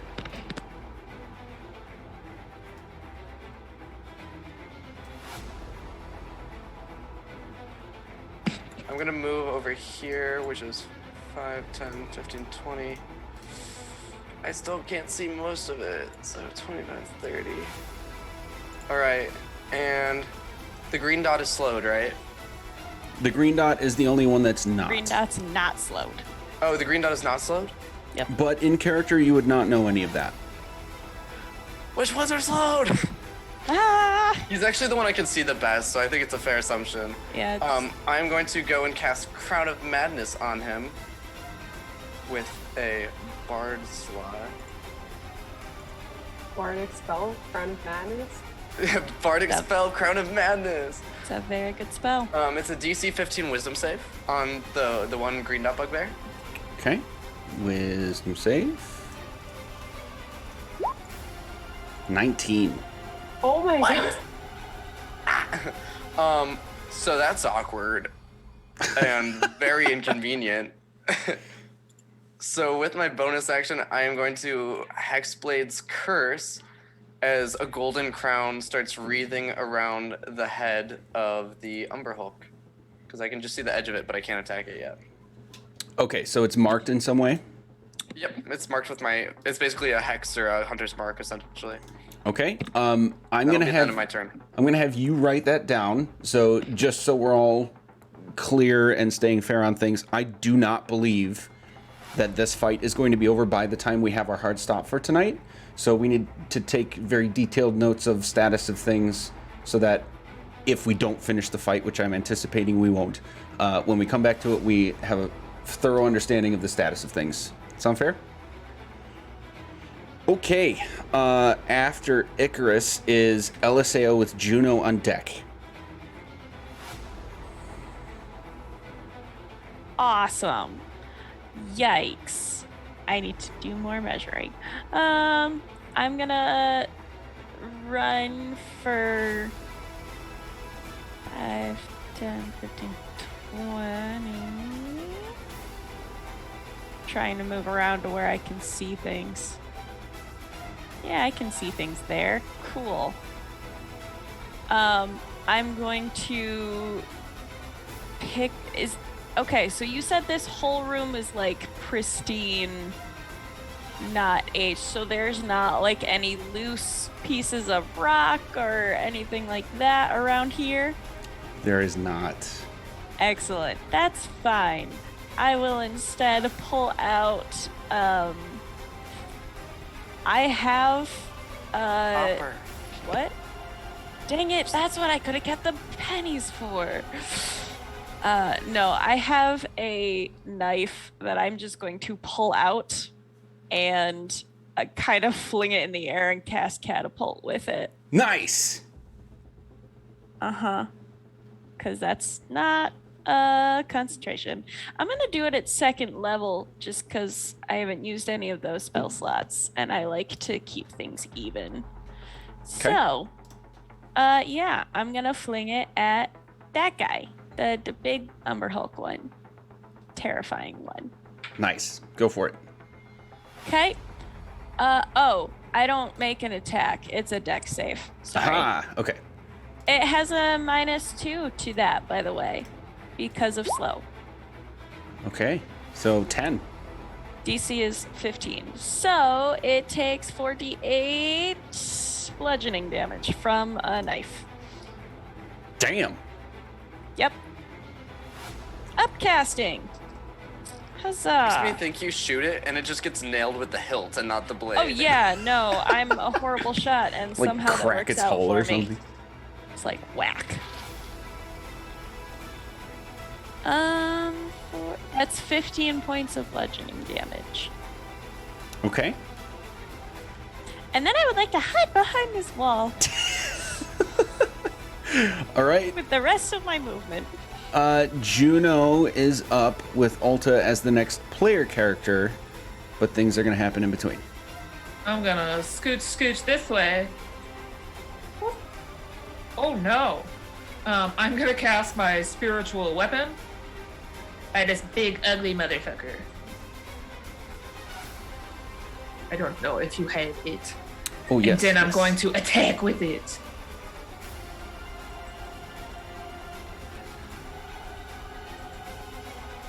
Go ahead and make that roll while I get the thing. Let me just It's the Umber Hulk. Yeah. Okay. Did I hit it? 18.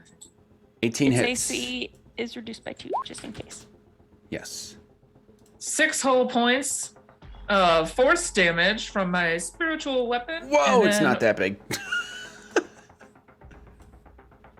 That's Make it massive.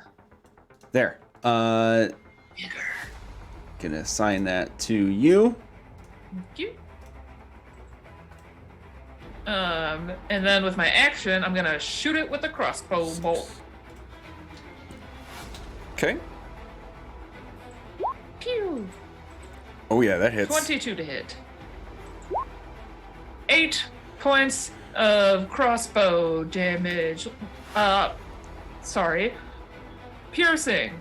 That's what crossbow damage is, everyone at home. Yes. And then I'm gonna scoot right back over here, and I'm just gonna keep focusing on my aura and keeping that up. Speaking of, you guys don't need it right now. I think everyone's at full health, but in the future, let me know. All right. Okay. Anything else? Nope. All right. Jamna, I never moved her. Bless. Come hang out, Jamna. Yeah, she's back here. You're still judging us? Oh, not anymore. She's just as freaked out as anybody else here, and is going to like quickly fire off a couple crossbow bolts at the Umber Hulk and hide over here. She definitely makes clean purchase on that, and this thing's hurting at this point. But you can see more creatures emerging from this newly created tunnel, and then you'll see Ulta. And now, Icarus, you're going to see a couple more eyeballs just behind these creatures, and they're all just like frantically flickering about and changing their height and depth and like looking different directions. And this thing is just going, the treasure's mine. Go away. Go away. Oh, she's going to get it. Oh, she's going to get it for her. Okay. And then we are off to Ulta's turn. Can I see that the creature is looking bad, or can I see that visibly? Or is it still standing upright doing okay? You can tell that it's bloodied. It's taken a lot of damage. Yeah, so she will just go ahead and do the same thing again in an attempt to down it. Okay. So she'll just do the 2 attacks.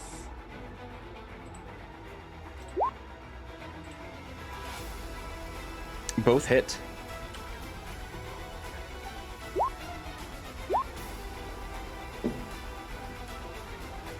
Um, 65. and then I have to add the extra bits.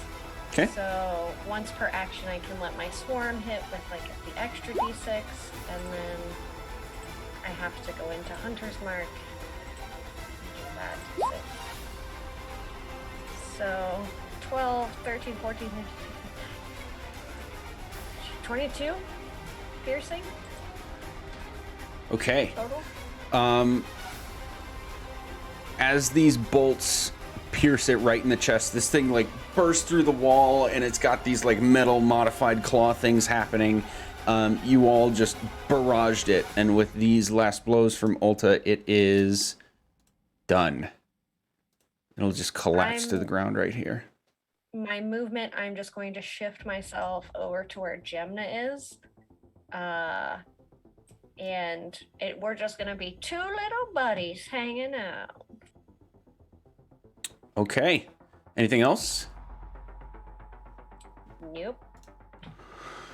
All right. You will see both of these bugbears start to bum rush toward you guys, and they're gonna split at this corner, but One of their speed is halved. aha, yes. So this one gets to about here. This one is not speed half, so it's gonna get right in Juno's face, but that's all it's able to do. And the other is clearly coming toward Jamna. And with that, it is Aster's turn with Icarus on deck. Okay. So she can't really see a whole lot of what's going on. So she's going to, guess, move a little bit. Maybe to like this guy complicated things. Okay. I don't want to go into his combat range. Let's see if I can. Okay. Yeah. I'm gonna go kind of around. But yeah, we'll just go kind of where Icarus is. That seems like a good spot. So we're gonna do that. And she's incredibly freaked out about all the things that she's seeing, because this is the first time she's seen it.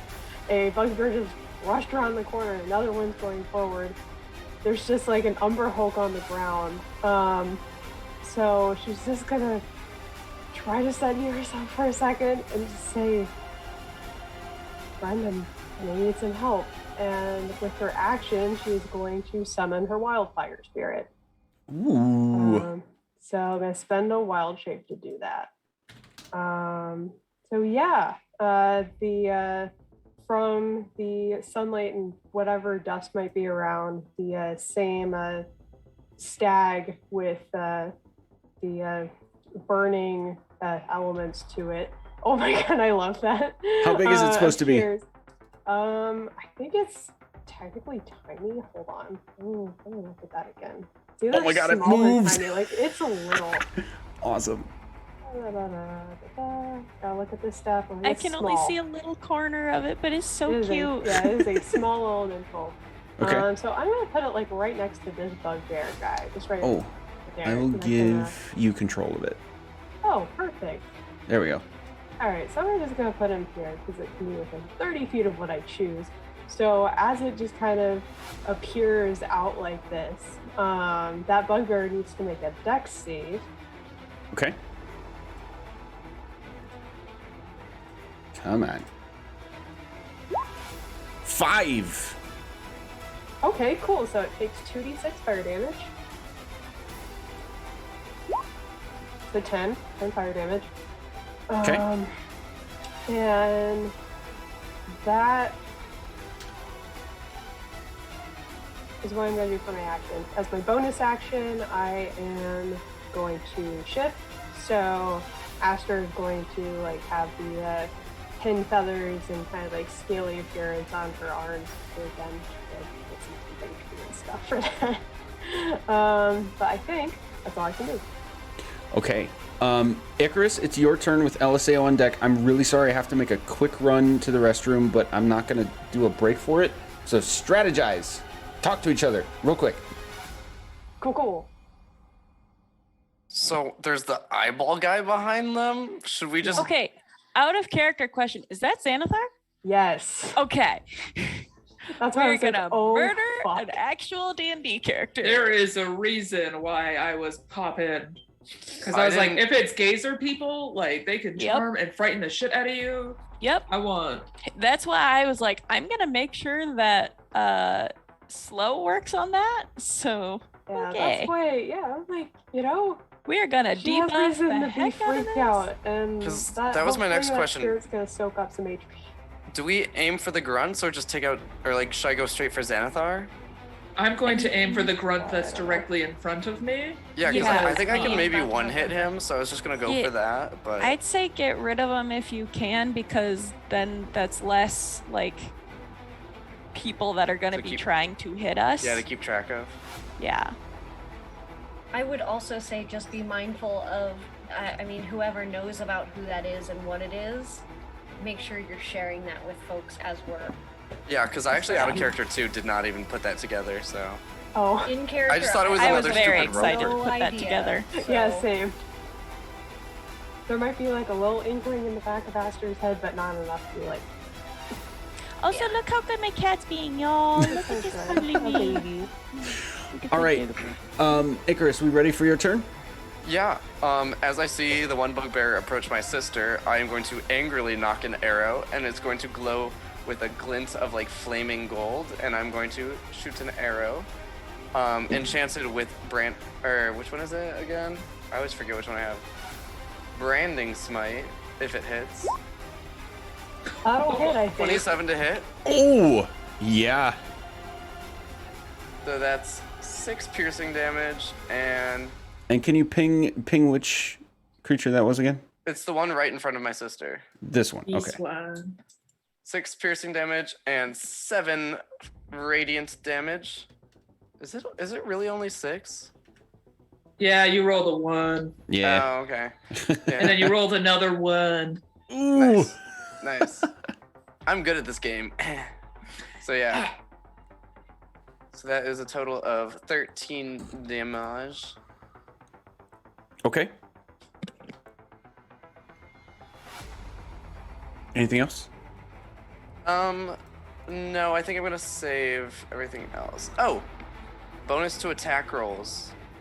From my archery feat, does the bonus to attack rolls, is that to damage or just to hit? If it just says plus two, what's it It called just again? says +2 generally for the archery feat fighting style.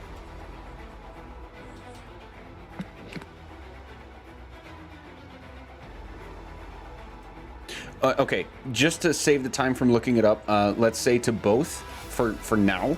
Okay, But so let's it'll be make a note to 15 look that up damage. before next time. So that'll be 15 total then. Okay. Anything else for you?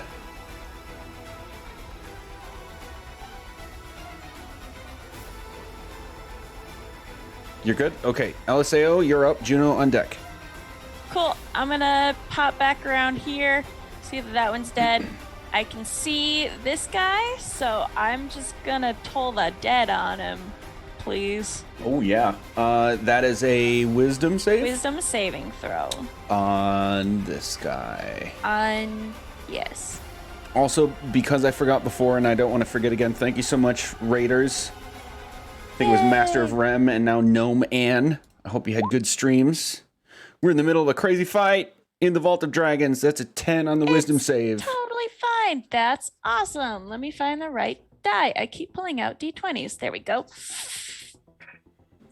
Oh, he's taking damage, right?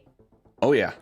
Yes. Yeah, that's 22 hit points then of necrotic Ooh, it damage. I rolled slumps to the 11 on ground. both.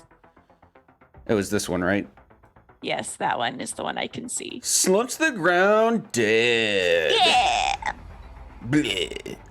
Ugh. Cool. All right, anything else for you? Yeah, I'm gonna hide again. I'm Quick, actually like peek gonna and shoot, come over peek and here. shoot.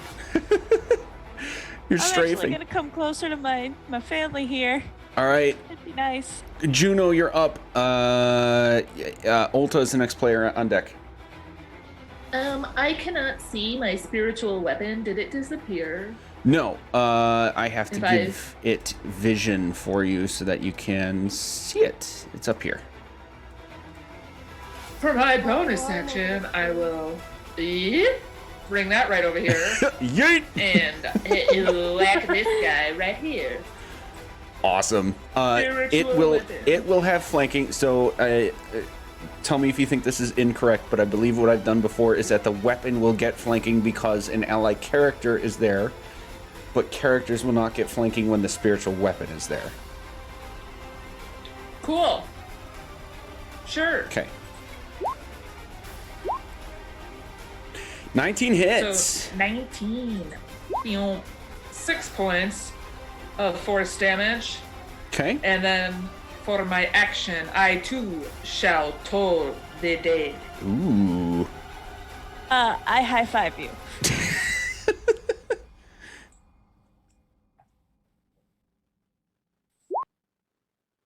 I do significantly less if Oh, it it's a goes wisdom through. save. Da-da-da. My bad. I rolled a 6 and a 2.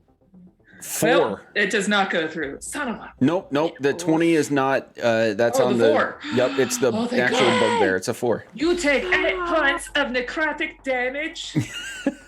I don't know where that That came is my from. wife. That is Okay. my bad. It's Four. looking very rough after that.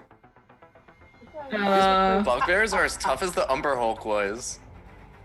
And then for my movements, I'll be like, ah, and just stay in front of it. Good movement. Moving hands. All right. Jamna's gonna take a quick scoot and shot at this bugbear, and will hit right in the back. It's gonna slump to the ground dead, Hell yeah, Jamna. and then sees that more is coming, so she's actually gonna scoot to behind this wall. So she still has a vantage point, but is very clearly getting out of the way. When you say more is coming, like, is that more bugbears are coming? That guy. Oh, okay. Just the What? one.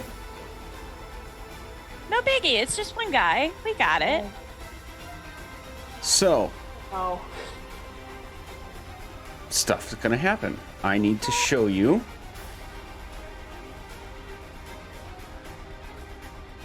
Excuse me, creepy thing. This room is dimly lit. I feel like I've read his book before.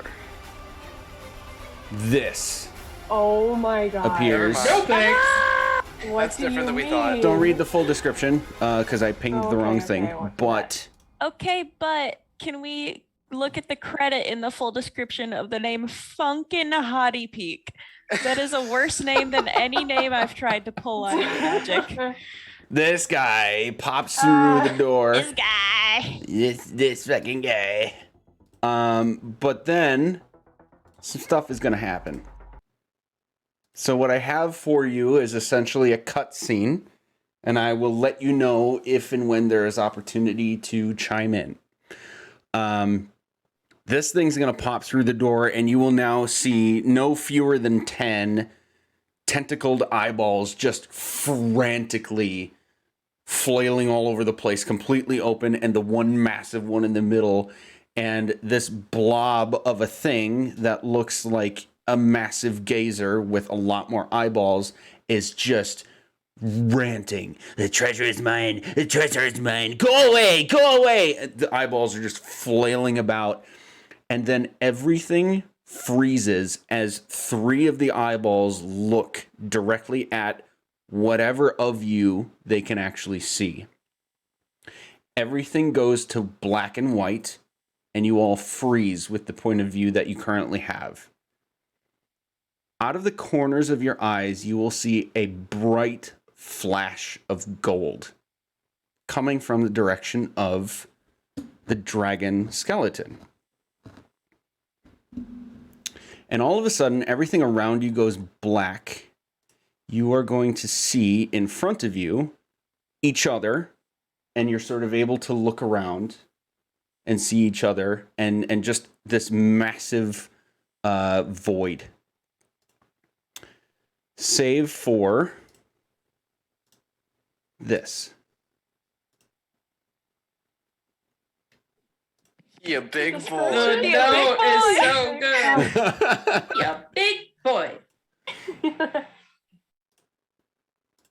We have such an intense moment, and then the caption And then is just be a be big a boy. big boy.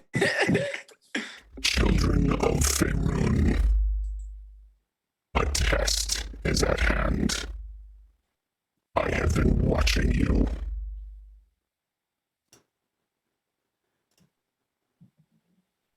You have a very brief moment to respond if you want. What did he I say? didn't hear I it. did It's not. like quiet and cut outy. Oh, it was? It I'm was sorry. quiet I'm and very robot. sorry to ruin your moment. Sorry, I'm going to keep trying, but I'll try to talk clear. It said, Children of Faerun, a test is at hand. A test is at hand? Mm-hmm. All right, well, good thing I'm a nerd then.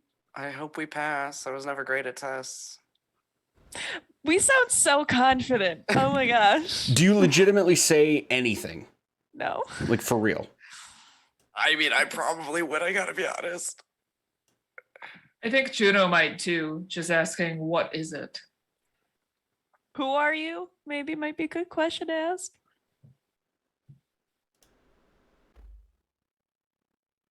Yeah, who I are am you? nothing more than an ever-watchful eye. My assistance in your affairs can only go so far, lest I break the reality as you know it. Your virtues have proven just and true. And you'll actually see almost like fast-forwarded from third-person perspective views of the encounter at Greenest. The raid that started this entire adventure for you. All the way and leading up to you herding everyone to the keep and then saving people from the temple in Greenest. And then very massive standoff between everybody within the keep and this amassing of cultists and creatures with a dragon. And then Ulta walking out. It'll zoom in on Ulta walking out, kind of like pulling up her bootstraps and just going, yep, here we go. And having this incredibly one-sided one-on-one fight with Langdodros Cyanrath. And then it'll fast forward some more and go to the dragon hatchery, where you see 3 black dragon eggs and this angelic creature that had spoken to you. And you'll see the angelic creature turn toward you guys. Again, you're watching this in third person and speak to you, but you can't hear any of it happen and see all of your individual faces as you're reacting to what's happening in front of you. And then the sword hitting the ground and the eggs disappearing and the angelic being along with it. And then fast forward again to a scene where you are discussing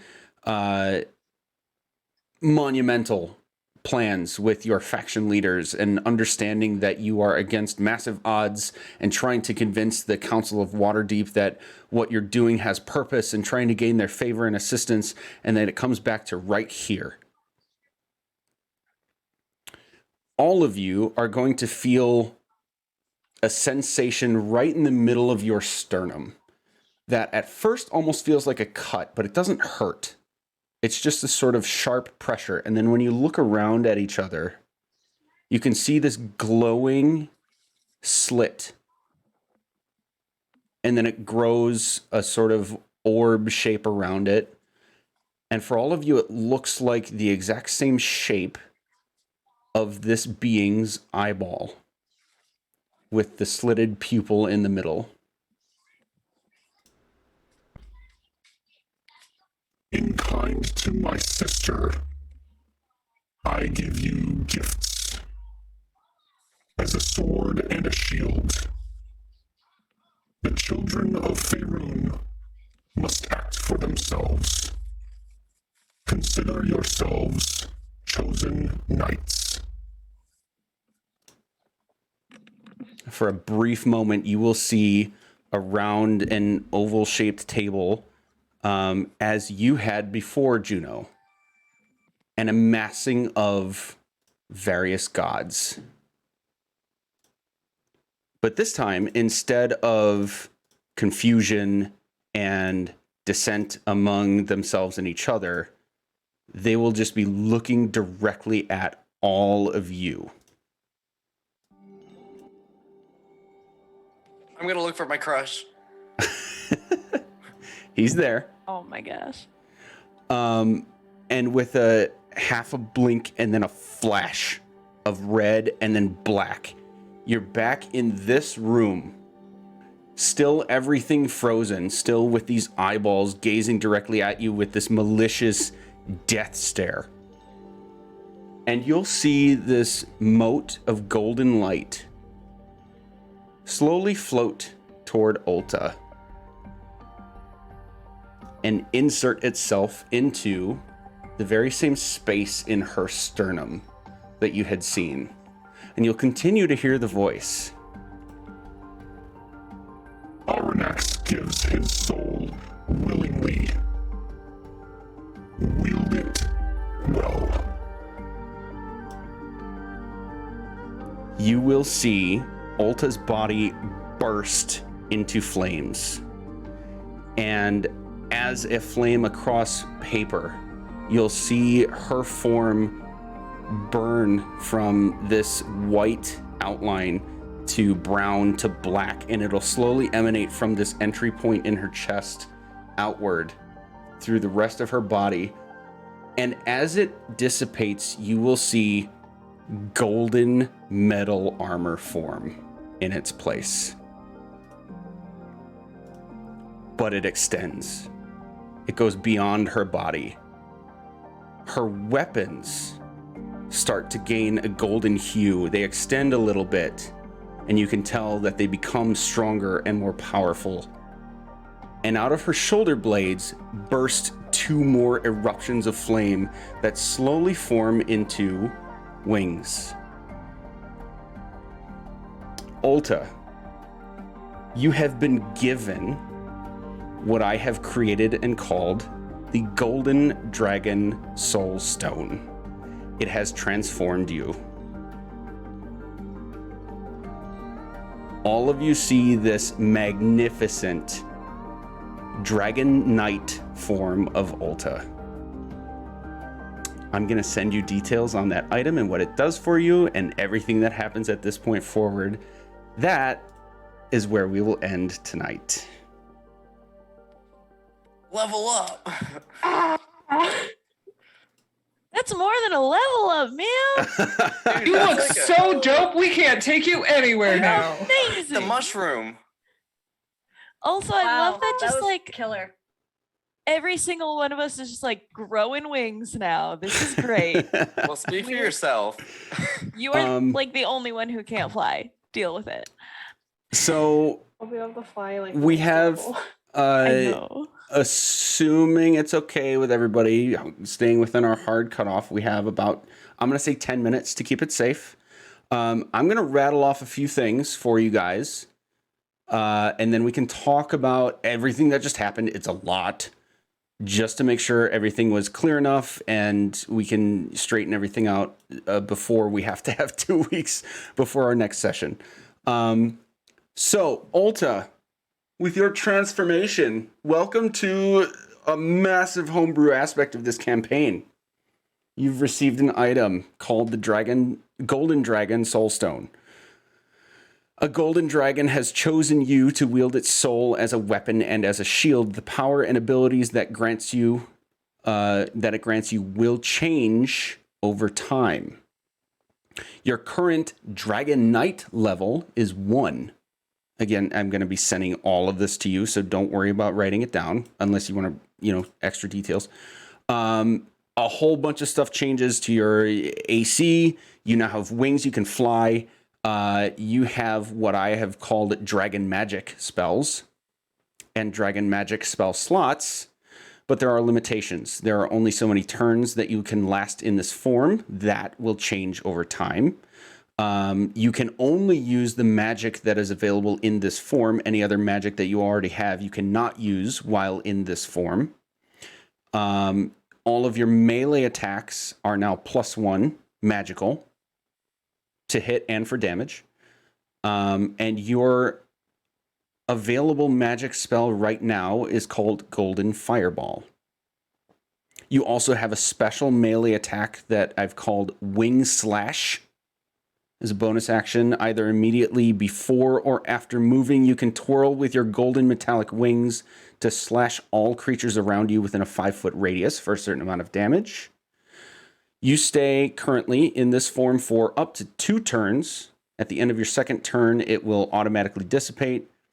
It takes a long rest to restore the turns available to be in this form, as well as your magic spell slots. That's the gist of it. So let's take a few minutes for you guys let's all make sure we got everything straight. What are we thinking? What's going on for you?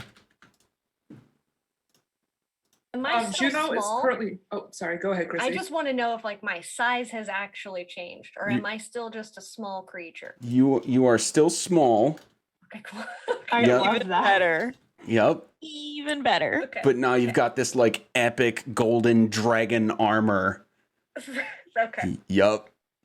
Okay. Sorry, I didn't mean to interrupt you, Corn Dog. Go ahead. Oh no. While this was all going on, your transformation, Judo is screaming like a fucking banshee. Like, what the hell is happening? Just screaming in the background. And then as your armor grows, she's just like, what in the fuck? I Yeah. thought you died.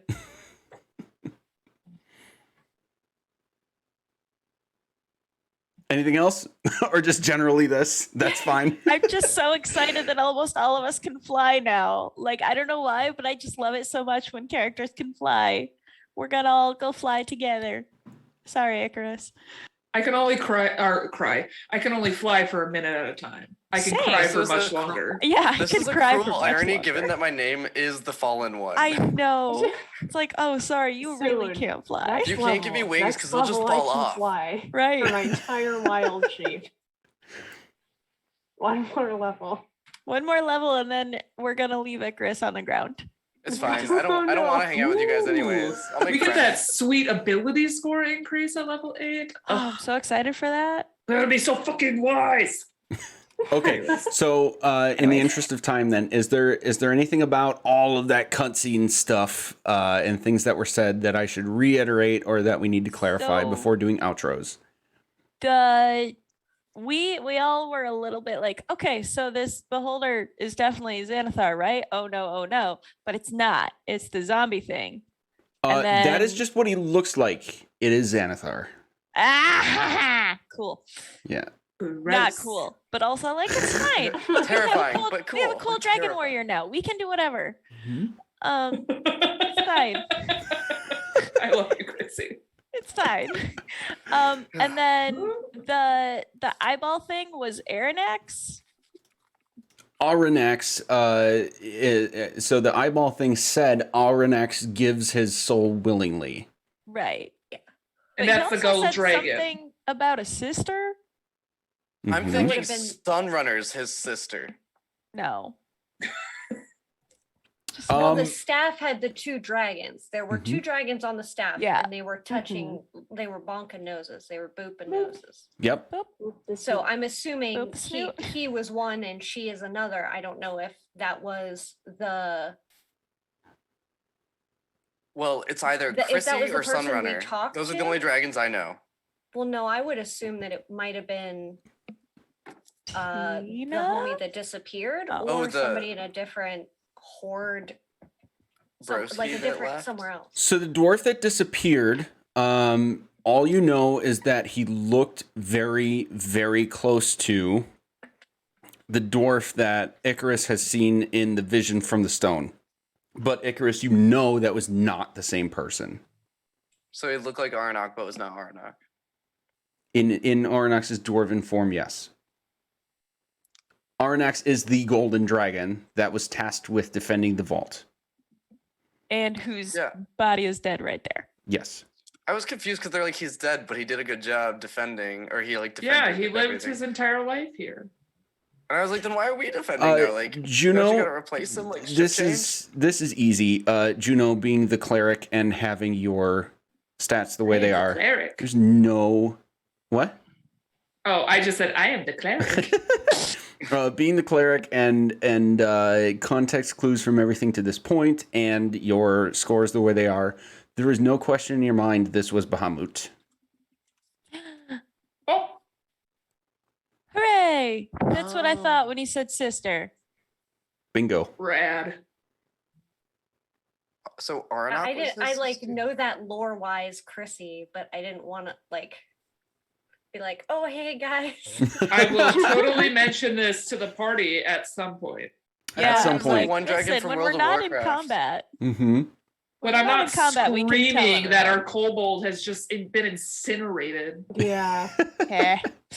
Yeah. So yeah, when we come back in next session, it's going to be like time Immediate and combat. everything froze. Like you were able to see and hear everything Did the that eye happened. freeze time, or was it the dragon that freeze time? Uh, Dragon. The dragon eye, the or was it the dragon, beholder? the dragon eye. Okay. And that would be easy enough to tell because you could see this. The beholder's eyes were just like frantically, in a paranoid way, frantically flailing about, and then like 3 of them fixated on you guys and shot beams. So like an attack is coming from at least 3 eye stalks, and then it stopped, and then all that stuff happened. I have a thing about that though. He can only make 1 attack. Because Why? he's slowed. Slowed. Because he's slowed. Ah, okay. Okay, well, flavor. Yeah. Okay. 3 beams coalesce into 1. Right. There you go. Even Okay. better. It looks cool and all, but my spell's gonna ruin it. Yep, that's fine. We can clarify all that as we come into our next session. Good deal. Anything else to clarify? Otherwise, it's time for outros. All right. Epicness is at hand. Let's go ahead with Heck. Who the heck are you? Where can we find you? What are you working on that's watchable? And then on to the next. Okay. My brain is still like, my mind is blown. Okay, I can't even function right now. Okay. All right. Hey everyone, it's me, Sir Heckalot. Tonight I played Aster, our shifter Circle of Wildfire druid. You can find me on all the social medias and itch at Sir Heckalot. Let's see, what am I going to be in? You can find me every other Tuesdays and Thursdays for Module Week here, between, obviously, what you just saw, Queen's Gambit, and Odyssey of the Dragon Lords, Oathsworn, our wonderful Greek-style campaign. It's super fun. And we just had like a lot of lore drop last session, so you won't want to miss it. Then I'm pretty sure we're on over at Neon Lights Roleplay this Saturday for possibly the last episode of Seven Sons, maybe the penultimate. We're not really sure. We'll see how the story goes, but in-game content, which is going to be crazy.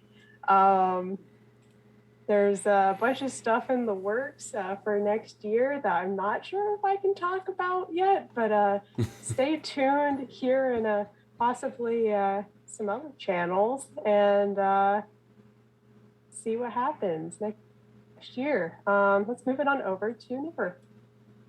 Hey everybody, I'm Niffer. This is Marsh. He's a very good cat. And we're back. I was playing Eliseo the Time Wizard. They're full of feelings. And yeah. I am here on Queen's Gambit and couple other shows starting back up, as well as I am a Jasper's Game Day ambassador. They are a wonderful charity that focuses all about the education and prevention of suicide. We have a shortcut in chat that I'm going to send in. Just kidding, it's already been sent. I highly encourage you to check them out, though. They are very wonderful in the tabletop community, and they are really worthy of support. So go see them. Hi, everybody, because I'm really good at dad puns. I'm Hyacinth. I finally figured out the schedule for my other game, which has been confusing me for months, apparently. It's once a month. We do every other Wednesday. So it's next Wednesday, I promise. I'll be back with Henshin a Go-Go. So I know I get to tell you every other Wednesday, but it's not every other Wednesday. So yeah, so next Wednesday I actually will be here, and then here again on Thursdays, of course. And yeah, thanks for watching. Means it's me. Hi everyone, it's Corndog the Girl, and I play Juno the Cleric. I am a cleric, I promise. You can catch me here on Sunday evening. I'm playing the most handsome lady dwarf you have ever seen in all of Middle Earth. Sunday is our Lord of the Rings campaign. Come hang out. It's weird. I don't know what's going on because I'm a dwarf and I've lived under a mountain this whole time. Yeah, Chrissy. Thanks. Hi guys, I'm Chrissy. I played Ulta, our Swarmkeeper Ranger, who is now apparently a Power Ranger. It's Dragon Knight Saber sounds Scout? cooler, but I it's don't know, just as there's, like- epic. Yeah, there's a lot of things happening in chat right now, so you guys Dragon can Ball? decide. I like to think that she opened her pack and looked in to make sure that her tiny dragon didn't burn to death and when everything was set on fire, and then when realizing that it didn't, sighed a really heavy sigh of relief because she forgot that she had a sentient being in her pocket. Yeah, where can you find me? I'm here during module week for some of the same games that have been announced already. I won't bother re-announcing all of them. Check out Oath Sworn. There it I'm is. enunciating that purposefully. Also, obviously here every other Thursday with Tyranny of Dragons, Queen's Gambit. Also, I am on the third Monday of every month in Madness Calls It Forth, which is a City of Mist campaign. And it is a ton of fun. If you were not aware of that, it's kind of like pulp noir, just a lot of fun. A lot of really cool puzzles that Proper is putting into it. I just can't say enough about it. He's killer. And other than that, kind of like Hex said, planning some stuff for 2020 and getting everything situated towards the end of the year. So stick around for next year too. I will also not repeat a bunch of stuff that Niffer said. I am, as they are, a Jasper's Game Day ambassador as well. So please check them out, support, and do all of the things. So thanks for being here. Join our Discord. Be our friend.